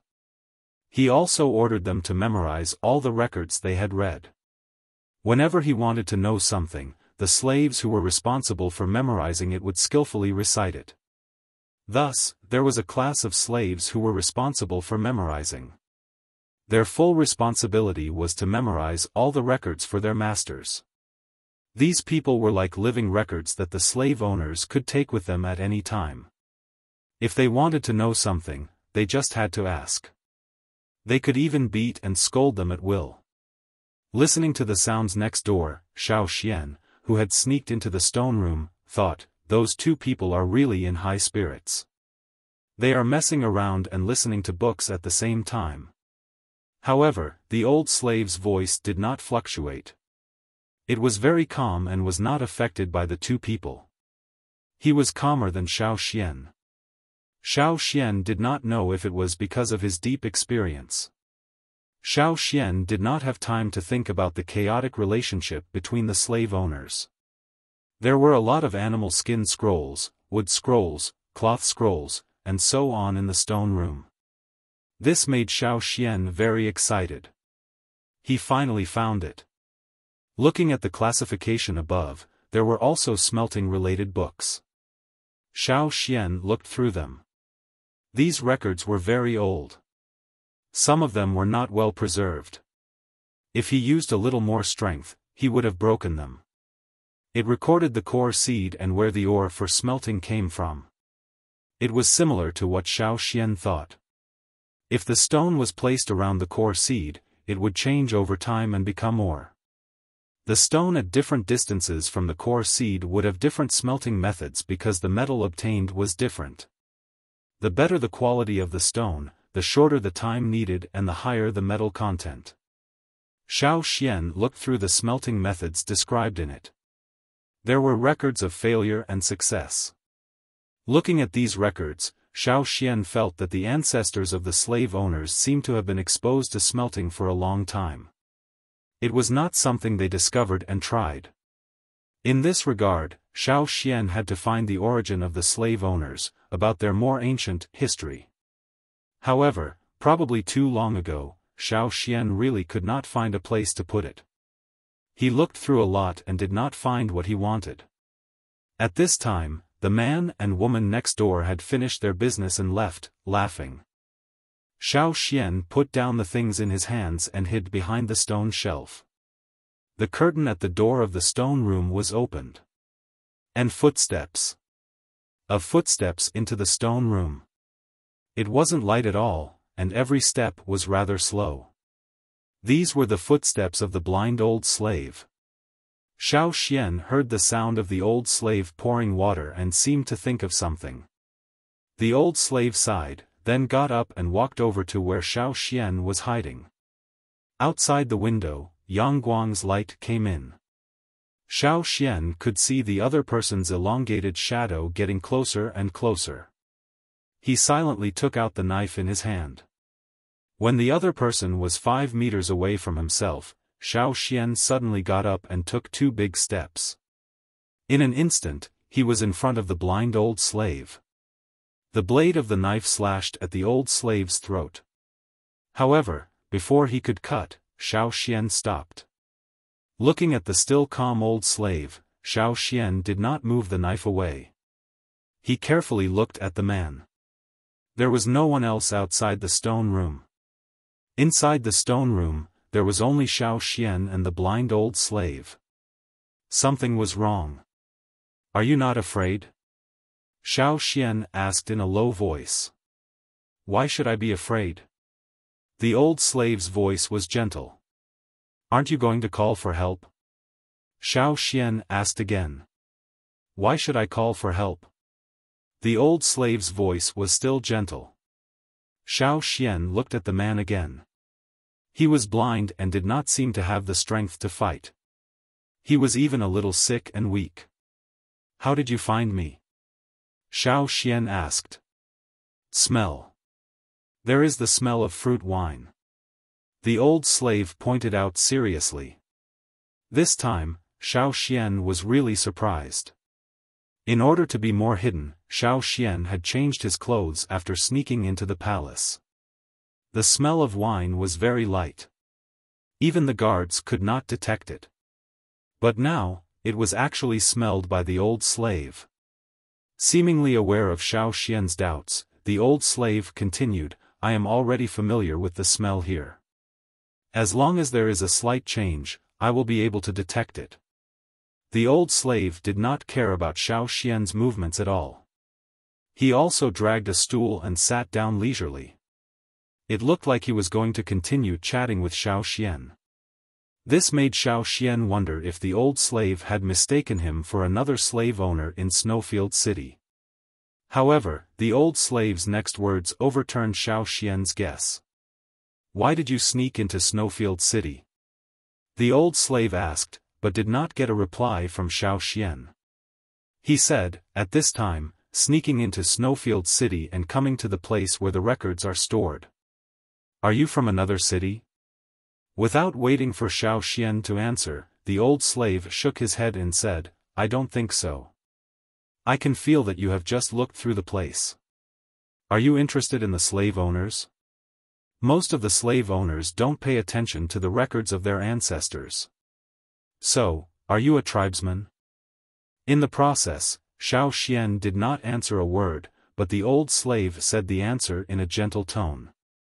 No, in the end, the old slave's voice still had a hint of curiosity and interest, without any fear or worry. Was this really a slave of Snowfield City? What do you want to know? Just ask me directly. You don't have to look through it. The blind old slave said, looking at Xiao Xian with a pair of strangely sunken, white and muddy eyes, waiting for Xiao Xian's words. Xiao Xian thought for a moment, temporarily retracting the knife in his hand, and asked, "What is the relationship between the slave owner and the slave?" If other people heard this, they would certainly despise him and say, "Nonsense, of course it is the master-servant relationship." However, the blind old slave was not like this. Hearing Xiao Xian's question, the old slave thought for a moment and sighed, "The slave owner and the slave. The slave owner enslaved the slave. It is like planting a seed that has no chance to germinate in the land under his jurisdiction, giving them a chance to grow. Later, the slave owner can also harvest the fruit. However, there are several barriers around the seed. If the barriers are not removed, even if the seed can successfully germinate, its growth will be limited. The slave owners remove the chains, which is like removing the barriers that block the growth of the plants, so that they can continue to grow. When the slave owner dies, it is equivalent to no one taking care of these growing plants. The barriers are still the same. If you are lucky and a slave owner is willing to take over, the plant can be uprooted from the ground and then planted in the place under the jurisdiction of the new slave owner. The size of the plant will not change, and the extent to which it grows is still the same as before. However, there was always a problem with transplanting plants. If something went wrong during the transplanting process, such as the roots and other core areas being damaged, or if there were other abnormalities during the transplanting process, the plant would die before it could be replanted. Just as there is a certain mortality rate when a slave owner changes owners, if there is any mistake in the process of changing owners, the slave will die. Therefore, a slave changing owner is like transplanting. There is a risk in it. If you are unlucky, not only will you not have the chance to continue to grow, but you will also lose your life. As for breaking through the shackles, not every seed planted by the slave owner can break through the barriers by itself. Even if it breaks through smoothly, the situation of broken branches and leaves will appear. In serious cases, it will even affect the original power obtained. This is the same principle as slaves breaking through the shackles. In the earliest days, the slave owners would not easily remove the chains on the slaves unless they had been slaves for generations, and they were all loyal slaves. Only then would the slave owners remove the chains for them. But later, in order to compete, fight, and war, unlocking the chains became common. Xiao Xian listened to the old slave's answer. While writing down these words, he marveled at the old slave's knowledge. It seemed that this old slave really knew a lot. The blind old slave in front of him was just a low-level slave. In terms of strength, he was not even as good as other low-level slaves. At such an old age, he was also sick. Any low-level slave could kill him with his bare hands. However, such a person had memorized almost half of the records stored in the stone room. Moreover, after summarizing these things, he told Xiao Xian in more concise words. Overconfident, arrogant, not putting other people in his eyes, self-righteous. If he continues like this, he will eventually go to destruction. In the end, the old slave sighed, there are more and more rebellious slaves. The old slave even recited a copy of the Guilty Slave volume, which was written by the slave owners of Snowfield City. It listed the influential high-level slaves who had rebelled in Snowfield City in the past 1,000 years. The people who wrote it said that those high-level slaves were heinous, ungrateful, and unscrupulous. They got the ability from the slave owners, but they still chose to rebel. It was simply not enough for them to die. There was no doubt that every slave in the Guilty Slave volume died very miserably, but when the old slave said it, there was a sense of pity. Was it a pity that the slaves who betrayed the slave owners did not succeed? Or was it a pity for others? Xiao Xian did not know. Seeing that the old slave continued to feel pity for the slaves, Xiao Xian quickly pulled the topic back. How much do you know about the tribe's fire seed? Xiao Xian asked. Fire seed? It's really a nostalgic word. The old slave paused and seemed to recall a memory from a long time ago. I don't know much about this. I only know that the tribe's fire seed is getting weaker. You tribesmen seem to be looking for a solution. The old slave could not answer more questions about the fire seed. Xiao Xian was a little disappointed, but it was already very good that the old slave knew this. If the slave owners of Snowfield City can preserve the records left by their ancestors, maybe you can find the answer you want. Unfortunately, too much is destroyed. The old slave was very emotional. Xiao Xian's face changed.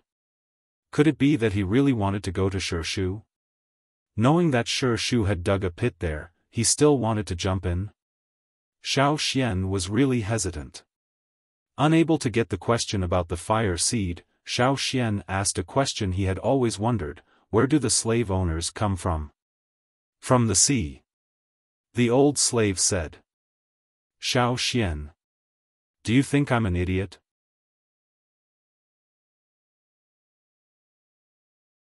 Chapter 347. From the sea?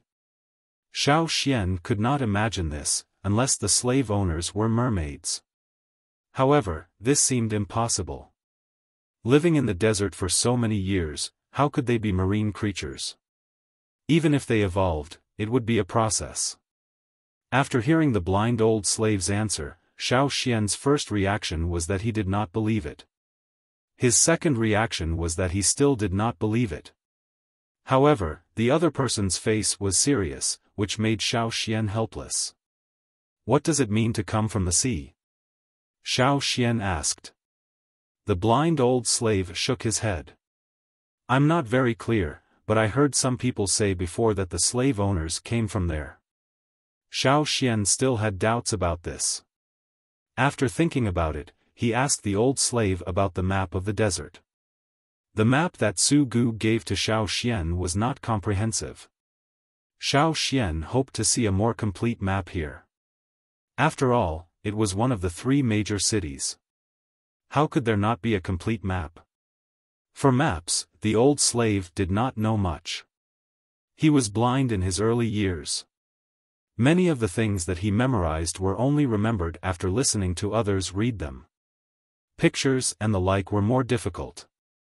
Although he did not remember, the old slave knew the approximate location where the map was placed. He went to the side of the stone shelf and raised his hand to mark a range. It should be in this area. You look for it. Although his eyes could not see, he clearly remembered what kind of notes were placed on which piece. Xiao Xian carefully rummaged and finally found a few animal skin rolls that looked like maps. This hasn't been touched for some years. You should be careful. The old slave said.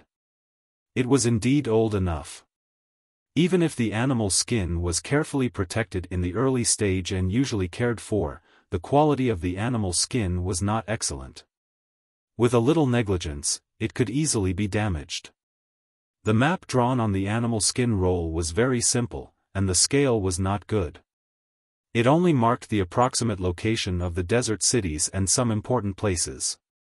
Some of the areas painted dark on the side should be the sea. Xiao Xian memorized all of this, then put the map back. After flipping through a few more notes, Xiao Xian stopped. The blind old slave held some notes and put them in the place where Yang Guang was to dry them in the sun to prevent them from being eaten by insects or moldy. Although he could not see, it was not difficult to do such things for a long time. He could also feel where Yang Guang was. If you have nothing else to do, leave this place as soon as possible, the old slave said. Yes. Xiao Xian also did not intend to stay for a long time. Recently, there were more things in Snowfield City. Xiao Xian intended to leave later. Don't wait until sunset. After sunset, the defense in the palace will be stricter than during the day. The blind old slave said. Xiao Xian's face changed. He really intended to wait until sunset to act. He did not expect that the palace of Snowfield City would be like this. Could it be that the Snowfield King was often assassinated at night, so he strengthened the defense at night? No wonder the man and woman before came out to fool around during the day instead of at night. Good. Xiao Xian thanked the old slave and watched the old slave carefully move the notes made of different materials. Before listening to the old man's tone, he could hear that he did not have a good view of the slave owners. He even admired those historical traders. But for these notes left by the former slave owners, he cherished them very much. Thinking of this person's talent for reciting books, if it was in a more advanced peaceful era, he might be a talent for learning. What a pity. How did you lose your sight? After Xiao Xian asked this sentence, he felt that it was impolite to ask this question. It was like exposing people's scars. Seeing that the old slave did not speak, Xiao Xian intended to change the topic, but he heard the old slave calmly say, "When I was very young, I became a slave of the previous Snowfield King with others. Once, I looked at the notes in his hand. The king was in a bad mood and was very angry. I accepted the punishment." The old slave still remembered that at that time, after the king stabbed his eyes, he threw him to the side of the stone room and said, "Don't you like to watch? Then watch enough here." The blind slave could not see the words on the notes, but he begged others to read them to him. He wrote down all the notes he had heard and recited them every day. Xiao Xian heard the words and sighed again, "What a pity." Before leaving, Xiao Xian also intended to leave some herbs. There were no herbs to strengthen the body, but there were still some left to treat trauma. The old slave refused. "You need it more." The old slave said. "You." Xiao Xian looked at the sick old man. If he continued like this, not to mention the pain caused by the injuries, he would not be able to persist for long. Anyway, there is not much time left. The old slave was open-minded and waved his hand. "Let's go. By the way, you have to be careful of the Bai Luo." "What is a Bai Luo?" Xiao Xian asked. "It's a desert beast domesticated by Snowfield City. It's not big and usually hides in the palace. Their sense of smell is very keen. If you are not stared at by them, you will rarely be able to escape." The old slave said. "After I sneaked into the palace, I did not encounter it." Xiao Xian said. The old slave was not clear about this. After all, his range of activities was limited to the stone room where the notes were placed. He heard other things from others. Maybe the Bai Luo stayed near the king's palace. The old slave said, "But you still have to be careful." "Well, I know. You can rest assured." Xiao Xian thanked him again and left the stone room. After Xiao Xian left, the old slave sat there quietly. Although he could not see, he could feel the direction of the window. At this time, he had been staring out of the window. His family had been slaves for generations. His ancestors had also become the king's guards. Until his generation, he was sent here early to guard this small stone room. He remembered an old man who used to read notes to him. Before he died, he told him that one day, the current system would be replaced by another system. During this time, he could not go out, but he could feel the changes in the palace of Snowfield City. He could speculate a lot of things based on other people's conversations. He also had an intuition that Snowfield City was in danger. He had just said to Xiao Xian that there is not much time left. He was not only talking about himself, but also alluding to Snowfield City. While the old slave was meditating, on the other side, Xiao Xian, who had left the stone room, quietly looked around. There were not many people around. Probably because there were no slave owners living nearby, he did not see anyone except for some routine patrols. Xiao Xian entered from the main entrance of the palace. As for the place to leave, he planned to escape from the back door or other side doors. The palace was surrounded by high and thick walls. There were people guarding inside and outside. Xiao Xian could not easily get out. He could only look at other side doors. Sneaking in, Xiao Xian suddenly had a sense of crisis of being watched. Was he exposed? He quickly looked around and fixed his eyes on one place. There was a tree there, and on one of its branches hung an oval object not much bigger than a fist. At this time, the oval thing on the branch was stretching out, the rolled-up body elongated, and the retracted wings spread out. The nose, which was almost as long as the rest of the body, unfolded and elongated, pointing straight at Xiao Xian's position. Bai Luo. Xiao Xian thought of the creatures mentioned by the blind old slave. If you are not stared at by them, you can rarely escape. This was the old slave's evaluation of the Bai Luo. Xiao Xian did not waste any more time and ran away. He wanted to kill the Bai Luo first, but he had noticed that there were other similar sites around, indicating that there were many hidden Bai Luos nearby, and they were all focused on him. The Bai Luos in the palace were not all around the king's palace. Some of them found a quiet place to sleep. Unexpectedly, they met Xiao Xian and recognized that Xiao Xian was not a native of the city. Beep, a sharp whistle-like sound was emitted from the Bai Luo's long nose. This was like a signal, and the other Bai Luos around also made a sound and flew in the direction of Xiao Xian's escape. The guards around heard the sound and all gathered in the place where the Bai Luo was, shouting, "Someone is invading." However, Xiao Xian's speed was also fast. He already knew where the nearest door was and went straight there. There were no other slave owners living around, and the king and the young masters raised several giant beasts around here. At this time, a Snowfield young master was watching the slaves helping him train the giant beasts. When he heard that someone was invading, and it seemed that there was only one person, he immediately became excited. This was an opportunity to make a contribution. Go! Go and catch the intruder. The other slaves who followed felt bitter. Catching the intruder was the job of the guards. Why did you, a young master, have to get involved? But when the master went over, the slaves couldn't just stand by and watch. They could only grit their teeth and follow. Xiao Xian was like a sharp knife, splitting the encirclement in front of him. Listening to the movement behind him, he caught a glimpse of a large stone that was nearly as tall as a person. It was engraved with the words, "Beast Garden." Xiao Xian didn't care whether it was the beast garden or the human garden. He picked up the stone that was nearly as tall as a person, turned around and threw it out. Because the young master was chasing with the giant beast, some guards didn't dare to get too close for fear of being accidentally injured by the giant beast. The rampaging giant beast roared as if it wanted to flatten everything. However, it didn't wait for long before a stone was thrown in its face. Its nose was hit hard, and it suddenly had a nosebleed. Its footsteps were a little staggered. Its feet were tripped by something, and its two front legs fell heavily to the ground. Its body continued to move forward and hit a row of houses. Boom! Boom! The houses here were not the reinforced walls of the Colosseum.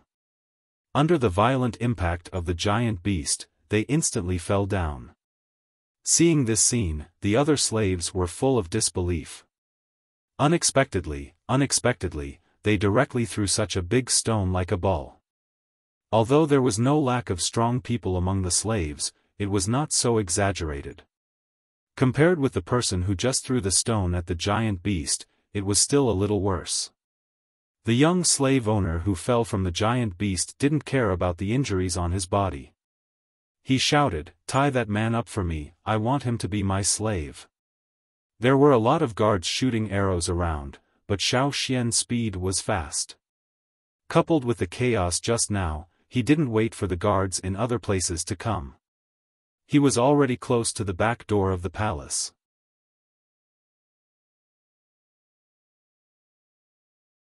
Chapter 348. Seeing the guards hurriedly close the back door, Xiao Xian didn't slow down. Instead, he sped up. If possible, Xiao Xian wanted to climb over the wall, but he couldn't. Not only was the wall high, exceeding Xiao Xian's jumping range, it was also very smooth. It was deliberate. He could use other tools to climb over, but that would slow him down. Once he slowed down, Xiao Xian would be in danger of being shot into a sieve. Since he couldn't climb over the wall, he could only use brute force. Fortunately, there was only one door. Seeing the figure rushing towards the back door, the guards at the back door couldn't help but feel nervous. They couldn't see what the person looked like because he was too fast. Their eyes couldn't keep up with him. They only felt that he was only one person, not a giant, but he gave them a sense of crisis and oppression, as if they were facing a giant beast. This wasn't the Colosseum, and there was only one person. There was no need to worry, no need to be afraid, it would be fine. As long as the kid came over, everyone would work together to cut him down. If the guy chose to climb over the wall, the guards on the other side of the door had already prepared their bows and arrows.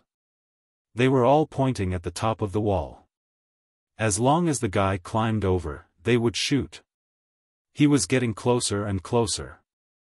The guards' faces twitched due to excessive nervousness. Their eyes were fixed on the figure rushing over, and they roared in their hearts, "Impossible." The guy actually chose to go head-on. There were actually two doors at the back door. When they heard the commotion just now, they closed one door and didn't close the other because they felt that it was unnecessary. One stone door was enough to stop the intruder. However, at this moment, they suddenly felt uncertain. It was too late to close the second door. As Xiao Xian rushed to the back door, he also crazily mobilized the totemic power in his body. Even after reaching the limit, he still didn't stop. The accumulated power was squeezed again and again. The surging totemic power rushed to every part of his body, but it couldn't find a place to vent. It was like a volcano that was about to erupt, but was forcibly sealed. The magma in the mountain was constantly accumulating, waiting to erupt. Xiao Xian's aura also skyrocketed because of the unceasing accumulation of power and the surging blood in his body. The closer he got to the back door of the palace, the more obvious the cracks on the stone slabs on the ground became. The crunching sounds were like gears moving forward. The guards who were still guarding the door saw this scene and couldn't help but move to the side. They didn't dare to resist. At the moment of explosion, the moment he exploded, he suddenly let out a long howl. Xiao Xian. He shot straight towards the closed door in front of him like a cannonball, and threw a fierce punch. Boom! The ground seemed to vibrate and and the person who had made SSS had already rushed S. The guards by the door turned their necks mechanically and stared at the hole that had just been forcefully opened. They felt that this hole was like the bloody mouth of a giant beast. It was terrifying, and the person who had opened this hole was even worse than the giant beast. Too terrible. One of the guards hurriedly wiped away the sweat on his forehead as he recalled the power of the collision with the palace gate. The sound of the collision seemed to be reverberating in his ears. It was as if his soul was about to be shaken by the impact. Outside the palace, the row of people who were staring at the wall with their bows and arrows were also stunned by this sudden scene. A moment ago, they were still staring at the wall, and the next moment, they heard a sound that almost made their hearts jump out of their throats, accompanied by a burst of stones that were spurting out. Then, they only felt a blur in front of their eyes. An elusive figure flashed, and everything was over. Not only the guards at the back door, but at this time, some people were lurking outside the palace, hiding near some of the houses closer to the palace, observing the palace's movements. They were not the people of Snowfield City. When they heard the movement in the palace before, they were still wondering what had happened inside. They wondered if their accomplices who had sneaked into the palace had been discovered in advance. Before they came, they were also told by the young master how to avoid Bai Luo. If they failed again, they really did not dare to go back to see the young master. If they failed, they could only give up this mission. However, they did not expect that they would see someone break through the back door of the palace. The people who stared over there were all shocked. Unexpectedly, the back door of the Snowfield Palace was broken.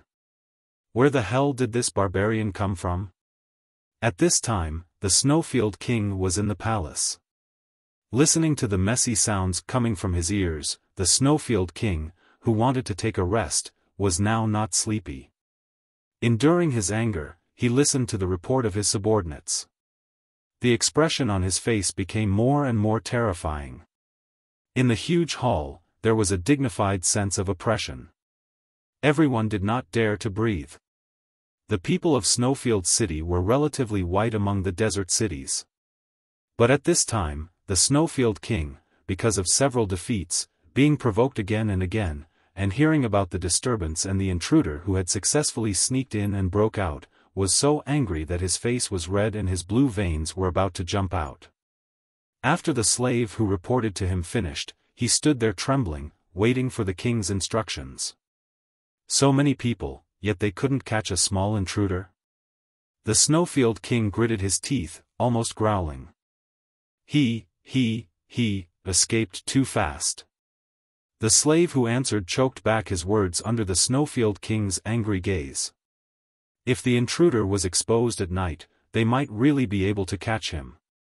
However, the guards at night had not joined in, so some places were inevitably weaker. Moreover, it was said that the intruder's strength was extraordinary, and he even directly broke through the palace gates. Kicking the person in front of him, the Snowfield King was like an angry lion, roaring out, "I want him to die." This time, the Snowfield King thought of the loss of the core seed, and his lungs were about to explode. Regardless of the person who was kicked, the Snowfield King turned to the people and said, "Jinjiawi. Take out 200 Jinjiawi. If they don't kill the intruder, they don't have to come back." The reason why they were called Jinjiawi was not because their whole body was golden, but because this team was the only one fully equipped with metal weapons. The Jinjiawi was a group of people personally trained by the Snowfield King after he came to power. There were a total of 1,000 people. 500 were transferred to the front line to fight with the people of the Fire Hill, and the remaining 500 stayed in the city. Now, the Snowfield King, for an intruder, sent 200 Jinjiawi to chase him down. Why bother? Guarding other places in the city was fine. Why chase a person who had already escaped? Wasn't it a waste? Maybe it was a trick of other cities? Someone next to him tried to persuade him, but he did not have the courage and could only pretend to be dumb. The Jinjiawi may not be ranked in the top of the Snowfield City in terms of individual combat effectiveness, but they were absolutely loyal and resolutely carried out the king's orders. Under the Snowfield King's command, the Jinjiawi, who were on standby, put on their equipment and rode out on their riding beasts. In order to accurately find the target, they took away more than 20 by Luo. Gulyalu, on the side of the palace, a heavy stone door that was usually closed opened. 200 people wearing metal armor, riding on their riding beasts, rushed out in a line. Jinjiawi. They actually dispatched the Jinjiawi.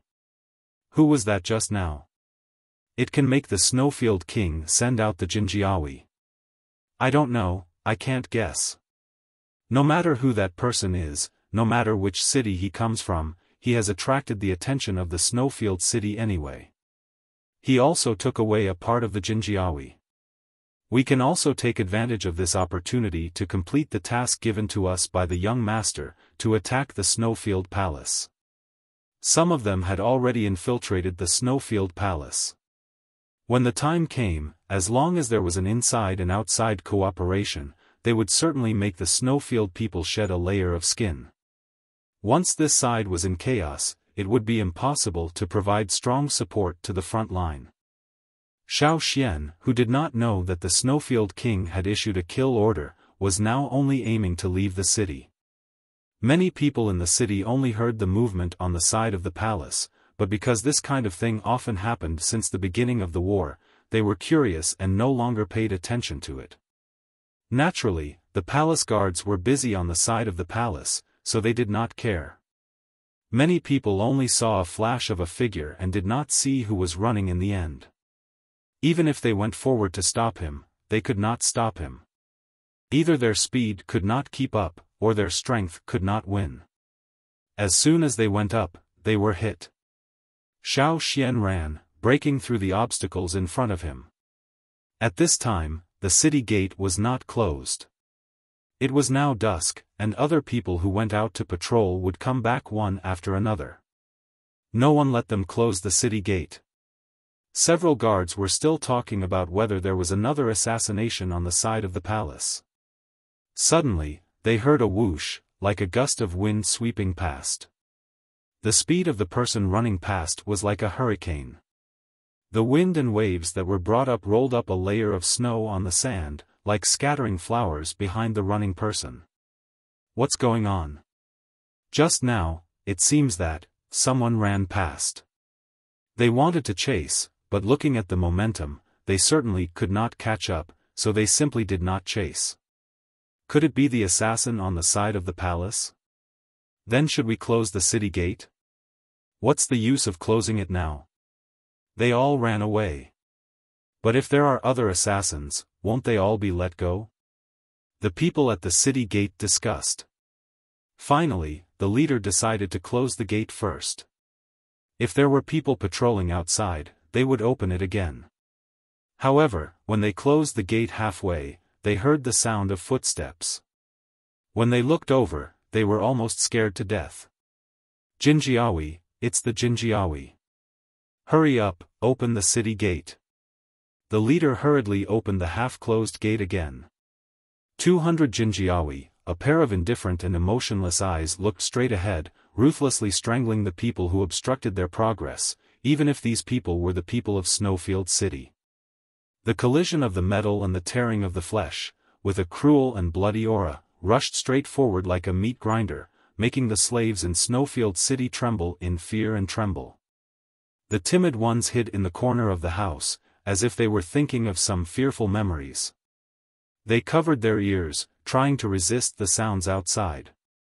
The bolder ones listened to the sound of blood spraying and the stabbing of spears, guessing how many people outside did not have time to escape and were directly strangled.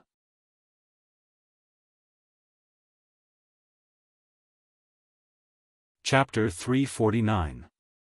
After Xiao Xian escaped from Snowfield City, he recalled the maps he had seen in the stone room before. He did not plan to go to several cities in the desert. Now, no city was peaceful. Besides, for the tribesmen, those slave owners had never had a good attitude. Even Su Luan had other purposes. Therefore, Xiao Xian's route now did not have any contact with the city under the control of any slave owner. He wanted to stay as far away from those troubles as possible. Originally, Xiao Xian also wanted to go to the seaside. The planned route would lead to the sea closest to Snowfield City. However, when Xiao Xian noticed the people behind him, he could only put down other thoughts and escape. There were 200 Jinjiawi. If Xiao Xian wanted to deal with them, he could break them one by one. However, this group of Jinjiawi almost never acted separately. They probably knew their own shortcomings.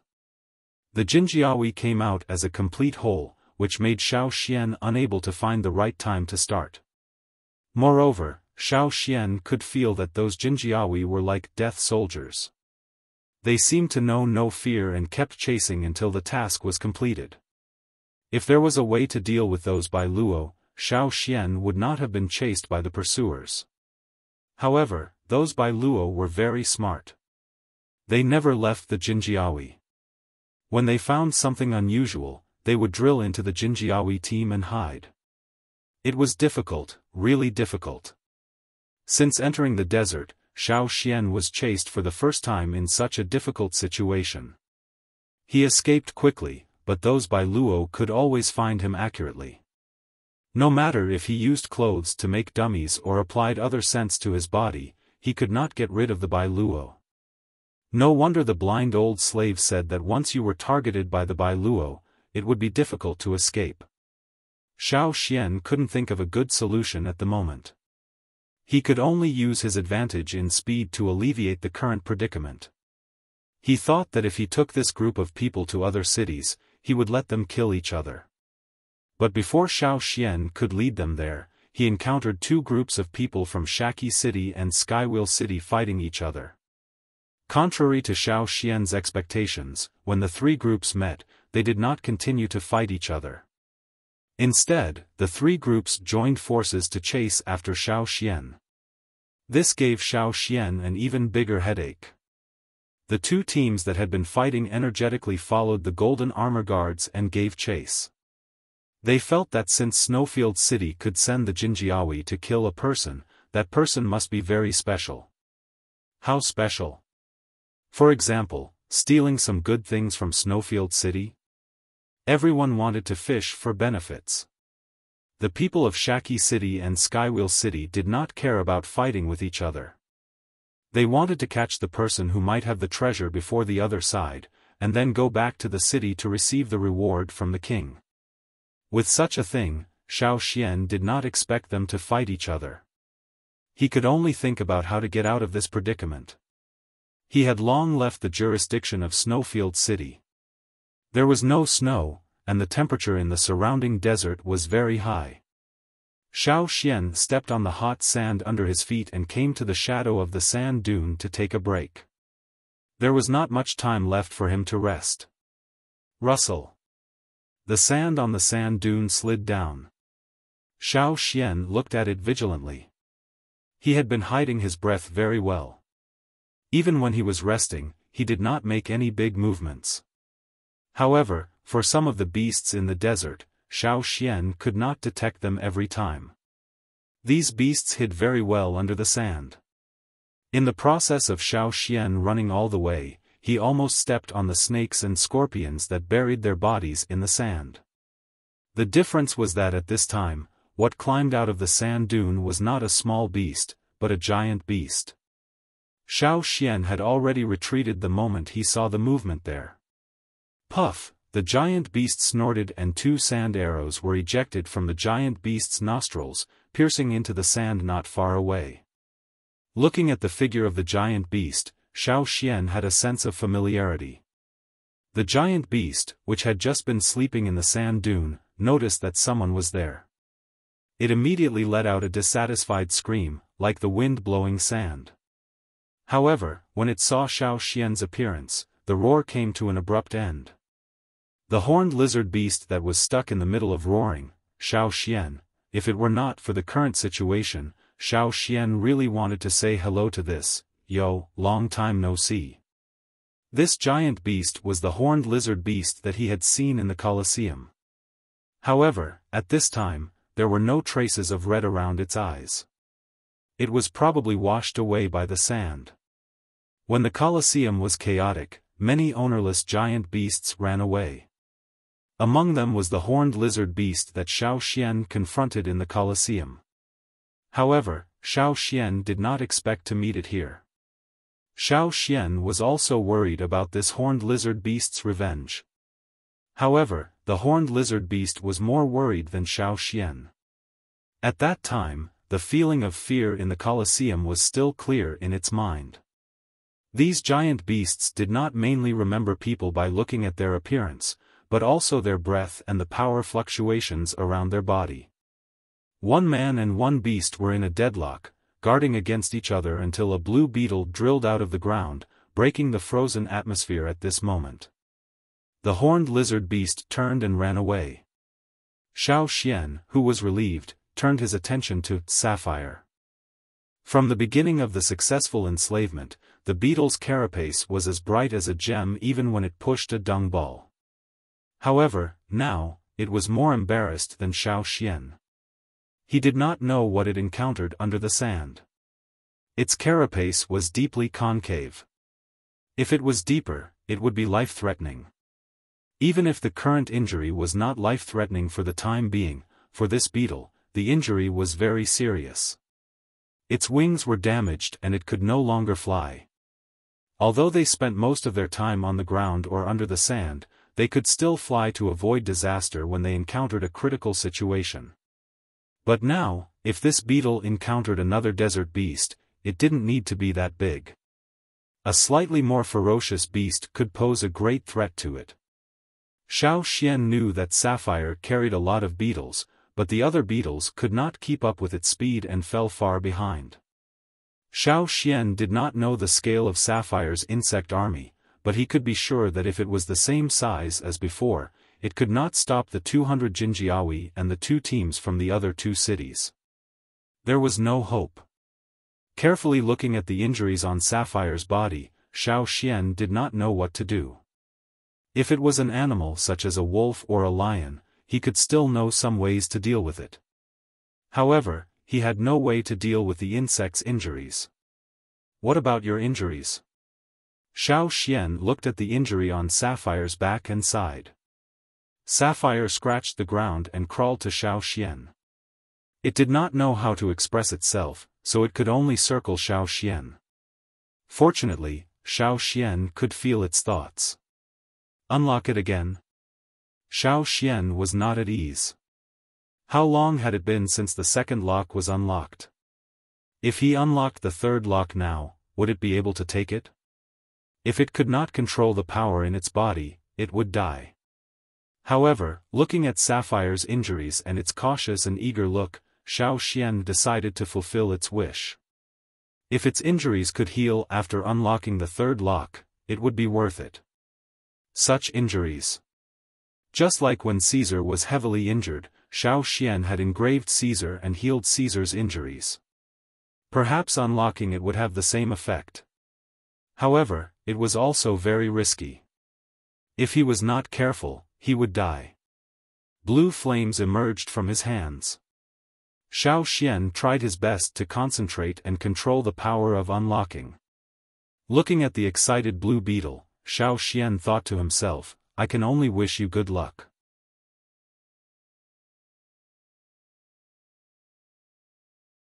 Chapter 350. After the third lock was successfully unlocked, whether Sapphire could survive or not depended on itself. Originally, Shao Xian thought he could get the result in a short time. However, after the third lock was unlocked, Sapphire seemed to be asleep. It did not respond to the outside world and was in a state similar to dormancy. Shao Xian was not at ease and planned to wait, but he had already heard the movements of the Jinjiawi.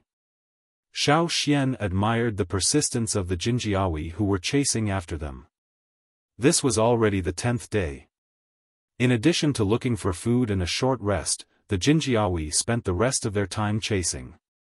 Not only the Jinjiawi, but even the Jinjiawi's riding beasts that looked like camels and horses also had excellent endurance. They could withstand the cold and heat and could run for a long time. As for the people of Shaki City and Skywheel City, who were originally following closely behind the Jinjiawi, they were getting further and further away. Seeing that Sapphire still did not move, Shao Xian could not carry it and run. After all, the people and beasts behind him were chasing after him, not the beetle. Xiao Xian lifted Sapphire and put it on a sand dune. The surrounding sand moved toward Sapphire and hit it. The target of the Bai Luo was Xiao Xian. As for other things besides Xiao Xian, they did not care and ignored them all.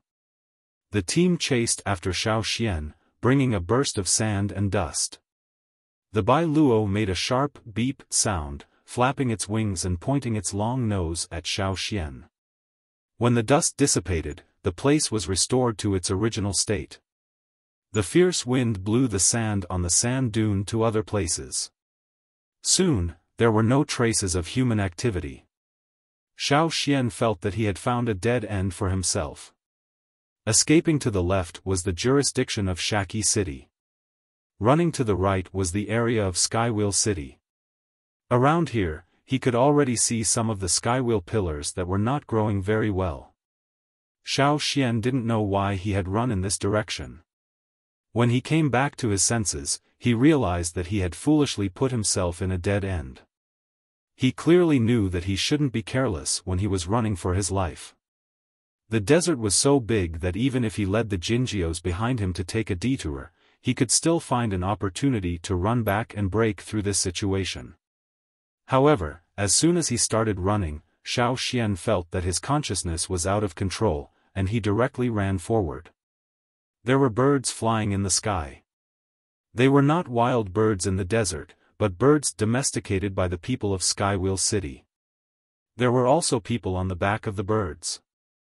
Although Skywheel City did not launch a fierce large-scale war with other cities and only had some small friction with Sanchi City, it was also affected by the tense situation in the desert. Every day, there would be a patrol team going out to investigate. Now, Xiao Xian encountered a patrol team from Skywheel City. On the right, there was a patrol team from Skywheel City lying in ambush. Behind him, there were Jinjios chasing after him. And in front of him, there was a cliff by the sea. It was reasonable to say that normal people should run to the left at this time, but Xiao Xian ran straight forward. In the eyes of others, he was really like a madman who was courting death. At this moment, Xiao Xian felt that his legs were not his own. He couldn't control them and rushed straight forward. His mind couldn't think of anything else until the moment he jumped. Xiao Xian suddenly woke up. Unfortunately, he had already jumped. Fuck. Falling from a high place, he fell into the blue sea and sank. Xiao Xian felt as if someone was dragging him down, and he was falling. Compared to the desert outside, the surrounding seawater was much colder. From the scorching desert to the sudden contact with seawater, and the deeper he sank, the lower the temperature became. The difference in temperature made Xiao Xian shiver uncontrollably. Originally, he planned to go upstream, but found that it had little effect. The water around him was flowing. This kind of water flow made Xiao Xian's scalp tingle. He was too clear about what this water flow meant. He held his breath and stopped the movements of his hands, not daring to move. The huge figure came closer from afar. The light above the sea allowed Xiao Xian to see the stripes on its body, as well as the fangs exposed from its huge mouth. Xiao Xian couldn't even compare to the other side's teeth. There were no claws, but the fin-like limbs did not reduce the power of this giant beast. Being stared at by those eyes, the timid soul probably flew away. The other side seemed to be uninterested in Xiao Xian, such a small person. It just swam around and did not leave. What made Xiao Xian even more desperate was that after he stopped paddling, the speed of his descent became faster. Even if his ability to hold his breath was good, it was impossible to hold in the sea forever. If this continues, he won't be able to leave alive. At this time, outside the sea, on the cliff, the golden armor guards who had chased after them gathered at the edge of the cliff. They looked at the endless blue sea and did not jump down. They were not stupid, so how could they follow them down to their deaths? The riding beasts seemed to feel the pressure under the sea and uneasily stomped their hooves. After appeasing the riding beasts, the leader of the Jinjiawi led everyone to separate and watch Xiao Xian. Once he appeared, they would shoot him. Not far away, the people of Skywheel City were stunned by Xiao Xian's actions. Someone actually went straight to the cliff and jumped down from it. Was this looking for death, or was it looking for death? The giant beast in the sea seemed to be aware of the many people on the cliff. It was very unhappy about this. It rushed out of the water and turned over. With a roar, the rocks on the cliff collapsed. Even if the Jinjiawi were not afraid of death, they could not help but retreat a few steps with their riding beasts. The people of Skywheel City who were not far away were even more straightforward and directly retreated 100 meters. Living in this place, they knew very well what was below. It was an unshakable creature, far from the giant beasts in the desert. The Jinjiawi, who had been ordered by the king to die, wandered on the edge of the cliff for 2 days. They did not see Xiao Xian again, so they inferred that Xiao Xian should have been swallowed by the giant beast in the sea. This was also an indirect completion of the king's order, right? On the 3rd day, the leader of the Jinjiawi waved his hand, "Go back." The task was completed, so naturally it was time to go back. As for the people of Skywheel City who were lying in ambush, they wanted to rob the equipment of the Jinjiawi. Unfortunately, in the end, they did not have the courage. They hesitated and saw that the Jinjiawi had gone away. "Forget it, let's wait for another chance next time," a man from Skywheel City said. Their patrol team did not have enough people. The number of people was not much more than the Jinjiawi. If they really fought, they would definitely lose. "You say, the man who jumped was eaten by the giant beast, or sank?" someone asked. "Who cares, it's just a madman." The people of Skywheel City went back. This trip was peaceful, and the road back to the city was smooth. The Jinjiawi was not as lucky as the people of Skywheel City. Returning along the same road, they were blocked by a group of insects. Looking around, a large number of black beetles covered the sand. Boom! On a sand dune, the yellow sand was lifted. The blue carapace gradually revealed itself, and with the appearance of this beetle, the originally calm black tide of insects surged like waves. In Snowfield City, because some people attacked the palace a while ago, the losses were heavy. The Snowfield King, who was rarely injured, sat there with a gloomy face. He did not have a good complexion. He was also calculating the time, wondering why the Jinjiawi sent out had not come back.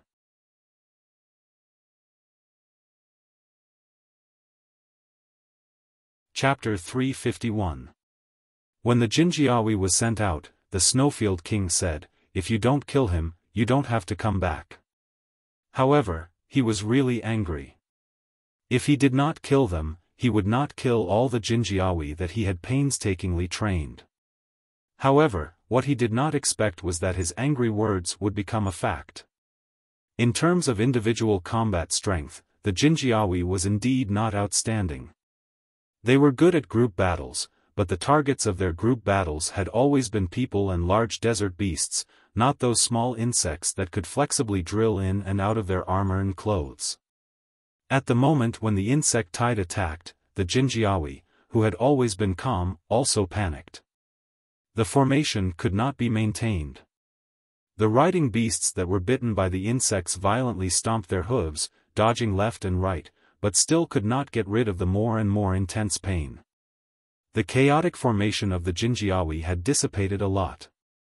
Coupled with the riot of the riding beasts, the scene was even more unbearable. The Bai Luo that had been hiding in the Jinjiawi originally relied on their wings to fly in the air to avoid the disaster. Unexpectedly, before they could fly high, they were thrown down by the beetles that spread their wings. These Bai Luo were just domesticated tracking beasts, not combat type. Under the sweeping of the insect tide, it was difficult to resist. The screams, the beeping of the Bai Luo, and the clanging of metal were endless. However, the battle did not last long. Those who could break out in a short time had successfully escaped the encirclement of the insect tide. Those who missed the opportunity, even if they could still hold on, could not last long. The pain of being bitten by the insects meant that they had become the food of these insects. Soon, they would only become a skeleton. The people who broke out of the insect tide were injured and rushed in the direction of Snowfield City.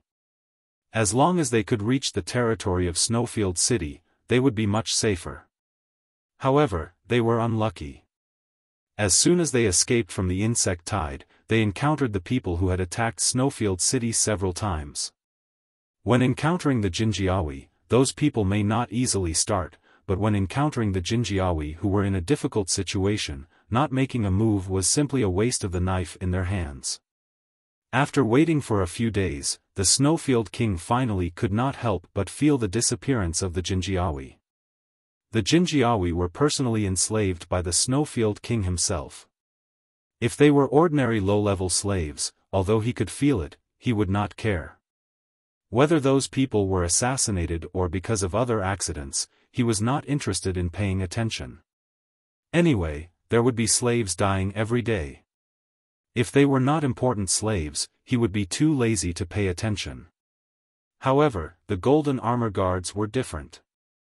Ever since he sent them out, he had been paying close attention to them until the connection between him and the Golden Armor Guards was forcefully cut off by the scythe of the Grim Reaper. Then, he was hit by a dull hammer, causing him to have a splitting headache, and he could no longer remain calm. Bewilderment, panic, and disbelief. The Snowfield King suppressed all kinds of emotions in his heart and sent out a team of people to look for the Jinjiawi. Even if they only found the bodies, he wanted to know how those people were killed and where they were killed. The people who went out followed the route that the Jinjiawi had used to chase Xiao Xian. They searched all the way, but they never found any traces. The people who attacked the Jinjiawi had already erased the traces. Not even a bone or a stone would be left. Coupled with the desert climate and sandstorms, when the Snowfield King sent people to look for them, nothing was left. The team looking for the Jinjiawi came to the place where the Jinjiawi had encountered the insect tide and found some traces. However, when they saw those, everyone had the same feeling, as if they were in an ice cellar. Under the scorching sun, they only felt the chill on their backs rising sharply. Their teeth chattered as they looked at the situation in front of them. They shivered and did not even have the courage to go forward. On the vast yellow sand full of wrinkles, metal armors and some broken clothes covered the skeletons. Those skeletons had been half buried in the sand. The exposed metal armors and those sharp metal weapons glittered under the light of Yang Guang. It was a strange scene. Not to mention how the desert reacted after the tragic situation of the Jinjiawi spread. On the other side, Xiao Xian, who was in the sea, finally stopped after falling. Xiao Xian thought that he was at the bottom of this place, but in the vision of his special ability, he found that this was not the case. The place under his feet was like the top of a mountain at the bottom of the sea. If he went down on both sides, he could go deeper into the sea. As for what the deeper part looked like, Xiao Xian did not have the ability or time to see it. The place under his feet was the source of the force that pulled Xiao Xian down. Looking around, Xiao Xian found that although the place was not flat, it was still quite wide. He had been under the sea for a long time. If he went on like this, he would suffocate to death. So Xiao Xian thought that he would save up his strength and swim up in one go. The sea behemoth above had left. Probably because of the appearance of the behemoth just now, there were no other fish around. Now, there should not be any other dangerous underwater creatures in a short time. Xiao Xian thought. This was an opportunity to rush out. However, Xiao Xian had saved up his strength. Just as he was about to swim upstream, the surrounding water suddenly changed. Unlike the way the behemoth flowed, it was a large-scale flow of seawater, as if to form a whirlpool. The seawater changed very quickly. In such a short time, Xiao Xian could not escape at all. He could only follow his instincts and lie down, holding tightly to the uneven stone ground under his feet. A whirlpool was indeed forming around him, but it was not the kind of whirlpool seen on the surface of the sea. It was formed vertically, and the center of the whirlpool was exactly where Xiao Xian was. The rotating water flow indicated that the stone ground was not completely in contact with the bottom of the sea. The rotating water flow could flow from below. There seemed to be a suction force around him, sucking away Xiao Xian's body temperature and making it as cold as the seawater. Feeling his body gradually lose consciousness, Xiao Xian had to mobilize his totemic power. The power that poured into every part of his body brought his lowered body temperature back to normal. When his body temperature returned to normal, it also increased Xiao Xian's perception. On land, if he casually mobilized his totemic power in the forest, he would be detected by the dire beasts. Therefore, if he wanted to hide and avoid the dire beasts, he would not easily mobilize his totemic power to the peak, unless it was the moment before a battle. Here, Xiao Xian was originally on guard against the dire beasts that sensed the totemic power and thought that their territory was being invaded. But gradually, Xiao Xian found that there were no dire beasts around. There was not even a small fish. The tearing force around him was getting stronger and stronger, and it was still rising rapidly. Xiao Xian felt that the wounds on his body that had already formed scabs had split open again. Blood splashed out from the wounds and into the sea. His whole body was under a huge tearing force. Xiao Xian felt that his bones were about to be dislocated. He could even hear the creaking sound of his bones, like wood shaking in a storm.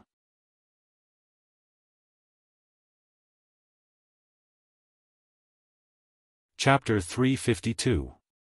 Gritting his teeth, Xiao Xian endured the dizziness caused by the lack of oxygen, as well as the pain of his bones breaking. All he could do was to hold on tightly to the uneven stone surface. He knew that if he let go, he would be pulled out by the force and become part of the whirlpool along with the seawater. If that was the case, there would be no chance of survival. It was as if a huge invisible net had formed around him, and any creature that touched this net would be caught. Under the strong tearing force around him, Xiao Xian had no time to treat the open wound. He could only mobilize his totemic power to close the wound as much as possible to reduce the bleeding. If he did not have the physical strength of a senior totemic warrior, if he did not have enough strength to replenish his strength, if he did not hold on to the stone surface with enough strength, Xiao Xian would not have been able to bear it. Finally, just as Xiao Xian was about to lose consciousness, everything calmed down again. Xiao Xian only felt that his body was lighter. The pressure of the seawater disappeared, and the tearing force around him disappeared without a trace. It was as if it had never existed, and it had suddenly disappeared. His trembling bones slowly calmed down, and his tense muscles also relaxed. It was not that Xiao Xian had let down his guard, but that he had no more strength left. He had already reached his limit by holding on until now. The sudden change had ended, and it seemed that he was temporarily safe. This made Xiao Xian let out a long sigh of relief. Breathe. Breathe again. It was smooth. There was air. Xiao Xian opened his eyes and looked around. At this moment, Xiao Xian mistakenly thought that he had come to another world, a world without seawater. However, after carefully observing his surroundings, Xiao Xian found that he was still holding on to the stone, and not far behind him was still the cliff at the bottom of the sea. The difference was that at this time, the seawater in this place was almost all gone. His clothes, hair, and the few seaweeds on the stone surface were all dried up as if they had been drained of water. On the stone surface, the seaweeds that had been drained of water cracked and broke into pieces when touched. Xiao Xian felt that he was also dehydrated. He drank all the remaining water in the kettle, but it could not replenish the water in his body. It was just an emergency. A huge hole formed around him. Outside this hole, the seawater was still flowing in a vertical circle, but it no longer affected the stone surface. It was very dark. This place was some distance from the surface of the sea, and there was very little light that could penetrate. Fortunately, Xiao Xian had a special ability to see. Sitting on the stone surface, Xiao Xian thought what to do next. The feeling of lack of oxygen was weakened. Of oxygen, of course, it was better than suffocation. A death. After calming down, his physical strength gradually recovered, and his mind gradually became clearer. He wanted to go out, but he did not know when this would. Should he stay here and wait, or should he walk along the long stone path in the hollow? Not divination. There was no rope on his body. Should he use cloth? This time, Xiao Xian did not intend to rely on the divination method that he did not know if it would succeed. Instead, he followed the shaman's words. When faced with difficulties, seek answers from the totem flame. When in darkness, the fire will light up the path ahead. It was just like when he was trapped in the King Stoneworm's cave. Closing his eyes, Xiao Xian felt the totem flame in his mind and carefully observed the movement of the flame. At this moment, his will almost merged with the flame. The flame jumped and floated to one side. Once, twice, thrice, after confirming that the movement of the flame was not accidental, Xiao Xian opened his eyes and looked ahead. In front of him was the direction of the flame. It was also a path that he could not see the end of and could not guess the future. Looking at the whirlpool of seawater around him, Xiao Xian took a deep breath and lifted his feet. Hesitation would only waste time. Since he had made a decision, he naturally had to act quickly. Xiao Xian did not know how long this hole would last, or if it would disappear halfway. But since the fire had made this choice, he would try. In fact, even without using the fire, he had the intuition to move forward. Indeed, it should be safest to stay here and wait for the change to disappear and then return to the surface. But Xiao Xian still intended to follow his intuition and the fire's choice. Even if this was a path of no return, he would continue. The surroundings were very quiet, as if all the sounds of the outside world had been blocked. Only the sound of Xiao Xian's footsteps could be heard. It was empty, as if Xiao Xian was the only person left in the world. When he was hungry, Xiao Xian scraped the dried seaweed from the stone ground to eat. It was very rare to see seaweed that could still cling to the stone ground under such a strong tearing force. It did not taste good, but it did not take much to replenish Xiao Xian's strength, so he would not starve to death. Xiao Xian also discovered that even though the seaweed had been drained of water, its roots that were deeply embedded in the stone ground were still intact. If everything returned to its original state and seawater covered this place again, it might continue to grow normally. It was really a strong plant that could survive in extreme environments. The further he went, the darker the hole became. At first, Xiao Xian could still feel an extremely dim light coming from above, but as he walked, that dim light disappeared. Xiao Xian did not know how long he had been walking in this dark hole, nor did he know how long he had been eating the dried seaweed. Every day, except for the time spent resting and eating, he had been running forward, fearing that the hole would return to its original state in the next moment and he would be buried in the sea. This sense of pressure had been urging Xiao Xian to run faster. He also had a water source. He carried the rain stone given by Yang Sui, which could condense water. This hole was only drained of water in a short period of time, but after the hole was formed, the water on the rain stone could still form normally. Moreover, he did not know if it was because he was at the bottom of the sea and was surrounded by water, but the speed of condensing water in this stone was much faster than in the desert. Xiao Xian was very lucky to have this stone with him, otherwise, he would have died of thirst. When Xiao Xian's taste buds were not sensitive to the seaweed, there seemed to be some dim light around him. Xiao Xian did not know if this was a short period of time, or if he was approaching the end. When he saw a mountain wall, he was sure that he had reached the end. The hole ended here, and the stone ground was close to the mountain wall. However, the surroundings were still the same. Xiao Xian had no choice but to continue waiting for the sea to return to its original state. Every day, he still maintained the same state as when he was on the road, eating, drinking, running, and exercising to maintain the best physical strength and state to face the powerful tearing changes that might happen next. After a while, the movement of the sea finally changed. The air was pulled away in the blink of an eye, and the surrounding water vapor gradually thickened, and the powerful tearing force reappeared. Holding his breath, Xiao Xian, who was ready, calmly hugged the stone ground. When everything was over, Xiao Xian swam desperately upward.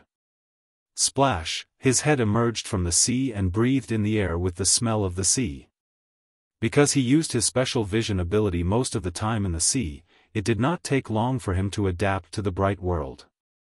Opening his eyes, the dazzling Yang made Xiao Xian fall into a trance for a moment. He even felt that he did not know what year it was. In front of him, it was not a high cliff, but a piece of land. Some columnar cacti grew on the land, and some animals that looked very similar to camels stood up and bit off the flowers from the columnar cacti. A camel chewed on a cactus flower and looked at the sea. When it saw the people on the sea, it flicked its long ears twice.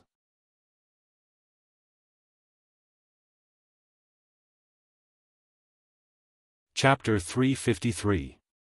Xiao Xian swam from the sea to the shore.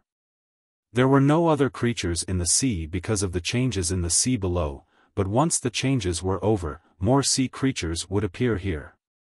Xiao Xian didn't dare to take the risk. After going ashore, Xiao Xian finally had a feeling of being on solid ground. When he was in the sea, although he was stepping on the stone ground, because he was still in the sea, surrounded by seawater, he didn't have the feeling of being on land.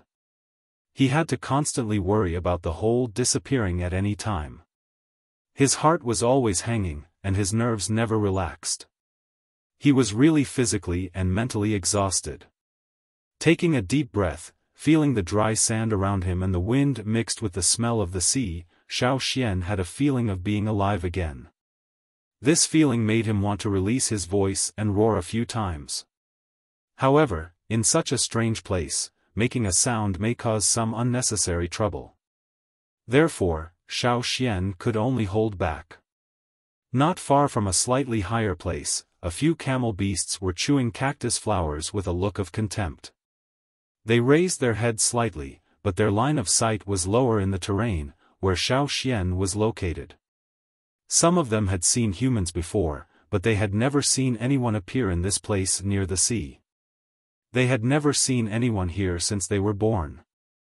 Therefore, the appearance of Xiao Xian surprised them. However, even if this species was surprised, the expression on their faces was still the same, a despicable look. The surrounding ground was very dry. Although it was close to the sea, the scorching temperature from the surrounding sand and stone ground, as well as the sparse and withered unknown plants around, told Xiao Xian that it probably hadn't rained here for a while. Unlike the desert at the other end of the sea, this was not pure sand. It was just that because of the drought and long-term weathering, there were more fine sand and stones. In other words, it was more like a mountain, just close to the sea and not so high. Perhaps a long, long time ago, the sea level was not as high as it was now, and the long stone belt connecting the two ends of the sea under the sea was exposed to the water. In the stone room where the notes were stored in Snowfield City, the blind old slave had said that the slave owners came from the sea. They might have passed through the narrow stone zone from here. Xiao Xian thought of the feeling he had when he was at the bottom of the sea, and the thought of the fire seed when he made his choice. Could it be that some people from the Yanjiao tribe who had disappeared for a long time also came to this land from the other side of the sea through that narrow and long rocky area?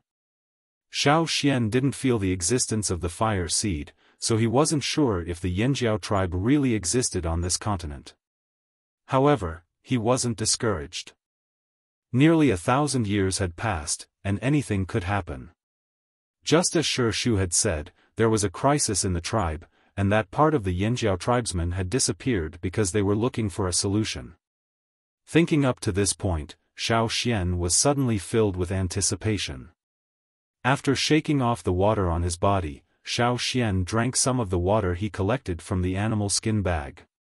His water bottle had broken when he was at the bottom of the sea, so he could only use the animal skin bag with rain stones as a water bag. The skin of the fierce beast was strong enough.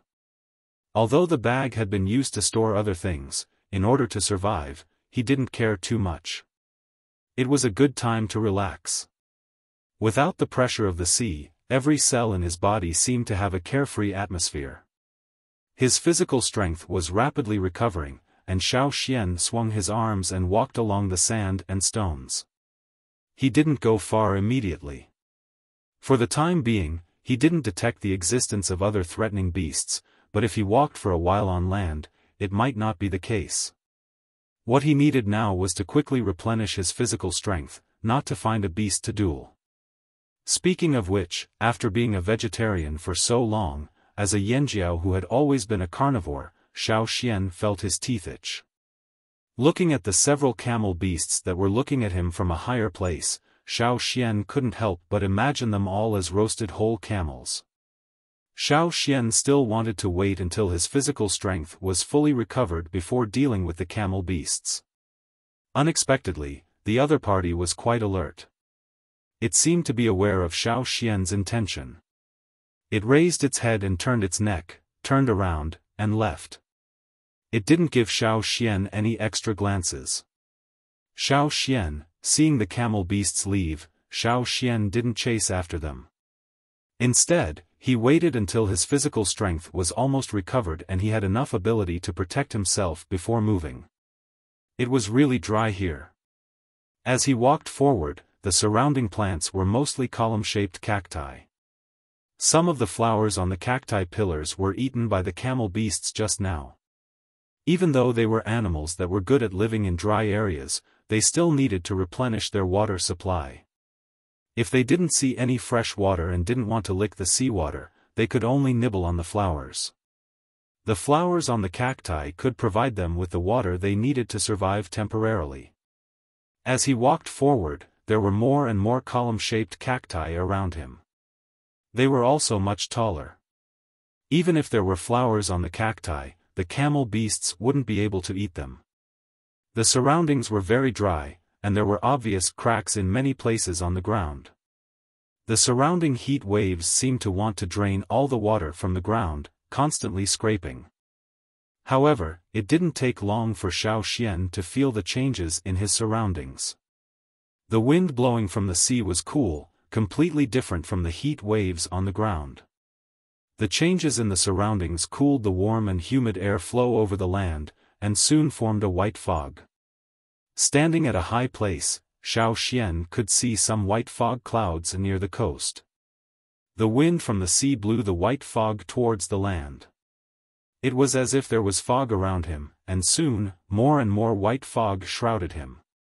When Xiao Xian breathed, he could feel the obvious increase in the water vapor in the air. On the plants growing around him, water droplets condensed from the fog gradually appeared on the branches and leaves. On the cactus pillars, water droplets gradually condensed on the slender thorns, growing from small to large, sparkling and translucent. Xiao Xian even saw plants like lichens attached to some cacti. When the fog appeared, they would absorb the water vapor in the white fog like a sponge. The fact that such plants could survive meant that white fog often appeared in this place. It was no wonder that although the surroundings were dry, there were still some plants, unlike the barren desert on the other side of the sea. There were more and more animals moving around, and the water allowed life to continue. Living in such a place, every animal knew how to use the natural environment to survive better. Small flying birds came over one after another, landing from the air and resting on the cactus pillars, drinking the dew condensed on the cactus thorns. In a place where there was little rain but a lot of fog, the dew brought by the fog was almost a life-saving resource for all the animals living around. Because there were many animals moving around, Xiao Xian was on guard, but found that there were mostly small animals here, and most of them were not a threat to him. As for large beasts, Xiao Xian hadn't seen them yet. Xiao Xian also collected some dew. He couldn't always rely on the rain stone. In the sea, the rain stone's ability to condense water was very strong, but on the shore, the surrounding was still dry, so the efficiency was low. So, when there was an opportunity to collect water, Xiao Xian naturally wouldn't let it go.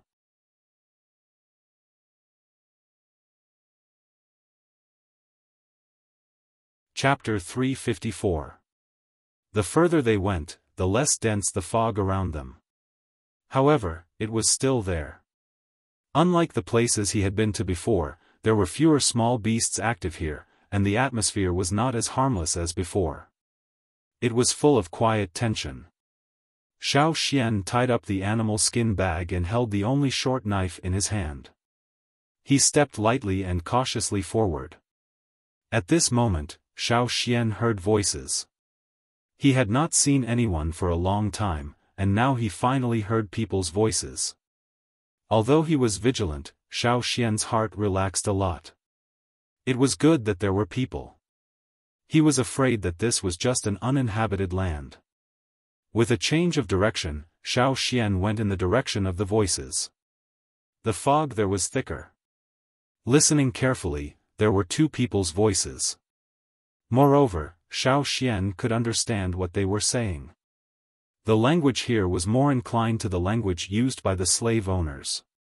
This also proved that the slave owners back then might have really passed through here. Once again proving a guess, Xiao Xian was in a better mood. The two people seemed to be collecting dew, as well as some plants that absorbed the dew. Is this enough? A young woman dressed in coarse cloth looked at the basket she was carrying and asked the person next to her. The young man standing next to her, vigilantly looking around, quickly glanced at the basket, shook his head and said, "Look for more. It hasn't rained for a long time. If it continues like this, it will be difficult." "That's true. Then look for more. Be careful of your surroundings." "I know. Be careful. Back off." The young man took 2 steps forward, blocking the woman behind him. He held a long, strange-looking knife in his hand and looked not far away. Not far from them, some sand and stones were moving slowly, making a subtle rustling sound. Below, something was squirming. But soon, the movement suddenly became louder. The other party seemed to know that they had been discovered and no longer hid. A long line protruded from the ground, and with a puff, like a spray of water vapor, the sand and stones on the ground rolled up, and the protruding line formed a long dragon. A dark brown giant insect that was more than 3 meters wide and 10 meters long rushed out from the ground. It had many legs, and its body was segmented and covered with hard plates like armor. It quickly came towards the two people. The young man's body suddenly erupted with an aura, and with this aura, some earth-colored lines appeared on his body. This was a totem warrior. The giant worm stood up like a snake and attacked the two of them. It seemed to have noticed that the man was more difficult to deal with. After 2 unsuccessful attacks, it changed its target and went around the young man. It bared its fangs and attacked the woman who was holding the basket tightly. Although the young woman was a little weaker in terms of combat power, she was also good at running away. If she didn't have the ability to run for her life, it would be impossible for her to survive here. However, under the giant insect's attack, she was very embarrassed. There was a lot of fog around, and the ground was not flat, which reduced her speed. If she slipped, her speed would be greatly reduced, and it would affect her escape. Seeing that the giant insect had changed its target, the young man was anxious. He ran over, trying to stop the giant insect before it attacked. Even if he couldn't stop it, he had to attract the attention of the giant insect. Just when the two people were anxious, there was a bang. The giant insect that was about to attack the young woman was suddenly hit by a big stone. Probably not expecting to be attacked like this, the giant insect was stunned and didn't know what was going on. Before it could recover, another rock came crashing down. This time, the force was stronger, fiercer, and more accurate. It directly hit its two open fangs, causing it to almost fall over. When the giant insect stabilized. Crack! A tooth fell from the giant insect's mouth. The other tooth of the giant insect wasn't so bad, but it was still hurt. Even if its body was hard, it couldn't withstand one big stone after another, not to mention that it lost a tooth. How could it continue like this? There was no sound, but the giant insect's actions showed that it was angry. No one would be able to remain calm if a tooth was smashed off while hunting. Abandoning its original prey, the giant insect turned to look for the source of the stone. It had already sensed the location of the person who threw the stone. The vision of the average person was limited in this kind of fog, but the giant insect was different. It could even accurately find prey within a few hundred meters in the thicker fog. The furious giant insect rushed in the direction of Xiao Xian. Originally, it thought that the little guy who threw the stone would definitely run away when he saw it coming, so it would have to spend some effort to chase him. However, the reality was completely different. The person who threw the stone not only didn't run away, but also rushed straight in its direction. Looking at the momentum of the rush, it was not afraid at all. Xiao Xian hadn't hunted for a long time. He had been repeating the boring activities at the bottom of the sea, eating, drinking, sleeping, running.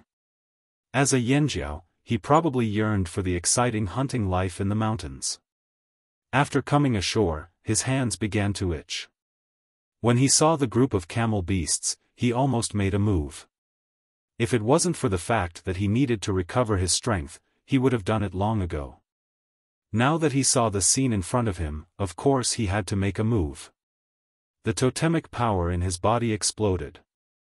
At this moment, Xiao Xian could even hear the powerful beating of his heart, like the beating of war drums before a battle, encouraging him. His blood was surging, and every part of his body was filled with a sense of impatience. How long had it been since he felt this way? After a long silence, Xiao Xian once again found the carefree and hot-blooded feeling he had when he was hunting in the mountains with the same tribesmen. His strength, unwilling to be silent, became fierce, like the waves of the sea, as if it was going to sweep everything away. Every step he took on the ground made a roaring sound, like a heavy beast's paw slapping the ground. Compared to the two people before, Xiao Xian at this moment was more like a fierce beast living in the mountains. It was refreshing to stretch out with full strength, then retract, then suddenly explode in the next moment. Just as the giant worm stood up and was about to attack, Xiao Xian stomped on the ground. The sand and stones under his feet exploded, and the air was blown into the air by this stomp. Much of the fog was dispersed. The tyrannical force propelled his body forward, and Xiao Xian rushed towards the giant worm like a cannonball. He broke through the fog and kicked the giant worm's throat. That was where the giant worm's fangs and two long forelimbs could not reach. The giant worm had actually felt Xiao Xian's aura before it attacked, and hesitated. But it was too late to do anything now. Retreat? There was no way to retreat. Even if it felt that something was wrong, what could it do? Xiao Xian's kick was faster than the giant worm's, and it had no time to react. Bang! The sound of the collision was like a huge hammer hitting a mountain rock, and it sounded in this world shrouded in white fog. Taking advantage of the giant worm's change of target, the young man from before took the girl a little further away. Then, he turned back to look at the giant worm. At first, he was still thinking about who had come to help them so that he could immediately return to fight with the other party. However, when he turned his head, he saw the clear body of the worm flying out of the fog with a loud bang that made their hearts skip a beat. Flying, the eyelids of the two young men twitched at the same time, and they even had the urge to rub their eyes to see if it was an illusion brought on by the fog. After landing, the long body of the worm rolled a few times on the sand and stones, knocking down a few cacti. There were sounds of hard chunks falling around them, and one of them fell by the young man's feet. He looked at it and saw that it was the shell of the giant worm's scales that had fallen off. There was still some worm skin stuck on the inside of the shell, and the shell was used to protect the worm's body like armor, but a few pieces had been kicked off. This. The young man swallowed his saliva. Who the hell is this? Holding the saber in his hand, the young man thought to himself, even if I used the saber in my hand to chop it, it would be difficult to even leave a deep mark on the shell, let alone break the shell. The other party actually managed to kick the shell off. Hiss, from the looks of it, the worm's belly was kicked upside down. After being kicked, the giant worm that was rolling on the ground felt that Xiao Xian's momentum was still rising. Seeing that Xiao Xian didn't seem to be satisfied with the kick and wanted to do it again, it didn't care about the pain and quickly crawled into the ground. For a short time, it couldn't eat because of its throat injury, and the other injuries on its body also needed time to heal. In any case, it didn't plan to come out for a while. No, it would even leave this place and avoid it. When the giant worm left, the two young men who came out to collect dew nervously looked at the figure in the fog walking towards them. Although they were very grateful for the other party's rescue, they couldn't remain calm after seeing the scene just now. They were so nervous that their foreheads were sweating. They wanted to say something, but their throats seemed to be stuck. They opened their mouths a few times but couldn't make a sound. They didn't know what kind of tone to use and what kind of words to say. If they angered the other party, would the two of them also be kicked? Xiao Xian slowly walked in the direction of the two men. He had just finished the battle, and the power in his body hadn't calmed down. He was still lingering and didn't seem to be satisfied. The air on the surface of his body vibrated, and even the fog around Xiao Xian's body was dispelled. Running at the bottom of the sea for such a long time was tough and uncomfortable. Both physical and mental pressure had impacted Xiao Xian's body, but he did not weaken. On the contrary, it was as if his body had been tempered and became stronger. The leg that kicked the giant worm was slightly numb, but it wasn't uncomfortable or injured. When he rushed out, he seemed to already know that the kick wouldn't hurt him. When Xiao Xian came closer, the two men finally saw Xiao Xian's appearance clearly. Because he hadn't changed his clothes for a long time, Xiao Xian's cloth clothes had already become rags, revealing his body. The smooth lines of his muscles were like the hardest stone that had been polished. If they hadn't seen the scene with their own eyes, they wouldn't have been able to imagine how terrifying the power contained in this person's body was.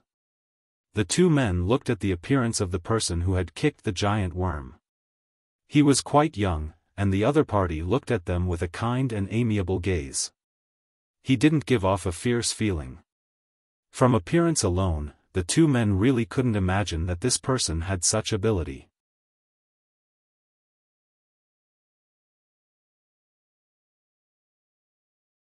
Chapter 355. Seeing that the other two had been silent, Xiao Xian took the lead to break the silence. Hello. Xiao Xian smiled at the two in a friendly manner. The barbaric and ferocious momentum of kicking the giant insect had disappeared without a trace. With Xiao Xian's words, the atmosphere eased a lot, and the tension of the young man and woman suddenly relaxed. Hello. Hello. Although the atmosphere eased, the young man still stuttered when he opened his mouth. He was still nervous facing Xiao Xian, but thinking that Xiao Xian had just helped them, he also showed a smile. Thank you for just now. We are from the Maka tribe. My name is Wanfu, and her name is Shuerue. According to Wanfu's introduction, the two of them were husband and wife. They were married not long ago. The tribe was some distance from here, but not too far. After all, there were not many tribes in this remote and arid place. Their Maka tribe was already the closest to here. Because it had not rained for a long time, the two did not store water at home. Their family had difficulty living, so they came here to look for opportunities. They did not know when the fog would appear, but in order to wait for the fog to come, in order to collect water, they were willing to continue to wait. Fortunately, their luck was good this time. In less than 2 days, they encountered the fog. They came to a place where the fog was thicker to collect some moist edible plants, and also collected some water to bring back. By the way, which tribe are you from? After introducing themselves, Wanfu asked Xiao Xian. My name is Xiao Xian. As for my tribe, I don't know where it is located on this land, because I was born and raised outside and have never seen a tribe. My parents and ancestors were born and raised outside. Xiao Xian was right. He was indeed born in a place outside this land. If there was another part of the Yanjiao people on this land, he did not know where the tribe was and had never seen anyone else.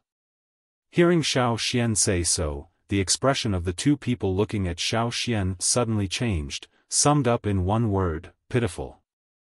Xiao Xian, at first, Xiao Xian was still wondering how much of this lame story would convince the two of them. If he said this on the other side of the sea, people who heard this would definitely think that it was nonsense. Living outside and never seeing other people in the tribe, weren't they just wanderers? How could wanderers be so powerful? How could a wanderer suddenly become a senior totem warrior? It was better to find a better excuse. However, in this place, the two young men really believed Xiao Xian's words and did not doubt him at all. Xiao Xian couldn't help but feel puzzled. The two of them weren't stupid. At the very least, they were still on guard. However, they didn't doubt Xiao Xian's words. In other words, the situation here might be different from that on the other side of the sea. When Xiao Xian looked at the totem patterns on the young warrior's body, he noticed that the totem patterns on the young warrior's body were brighter. Even though they were only the grayish-yellow color of sand, they didn't appear dull. Instead, they gave off a sense of vitality. This was different from the totem patterns on the vast majority of totem warriors that Xiao Xian had seen before. In the Yanjiao tribe, except for Xiao Xian, when other people used their totem power, the totem patterns on their bodies were also dark. There were many strange places. Have you heard of Yanjiao? Xiao Xian carefully observed the reaction of the two. This was a new place. If there were Yanjiao people here, he didn't know what kind of attitude other people would have towards the Yanjiao tribe. When Xiao Xian went from the other side of the river to the other side to look for the old land, he had always been high profile and didn't hide anything. Because he was high profile, the shaman let him spread the name of Yanjiao. Xiao Xian naturally wouldn't restrain himself. But here, Xiao Xian had to be cautious. There were too many strange places. Wanfu and Shuri were still a little confused about the word Yanjiao. The word was unfamiliar to them. Is Yanjiao the tribe of your ancestors? Or is it something else? Wanfu asked.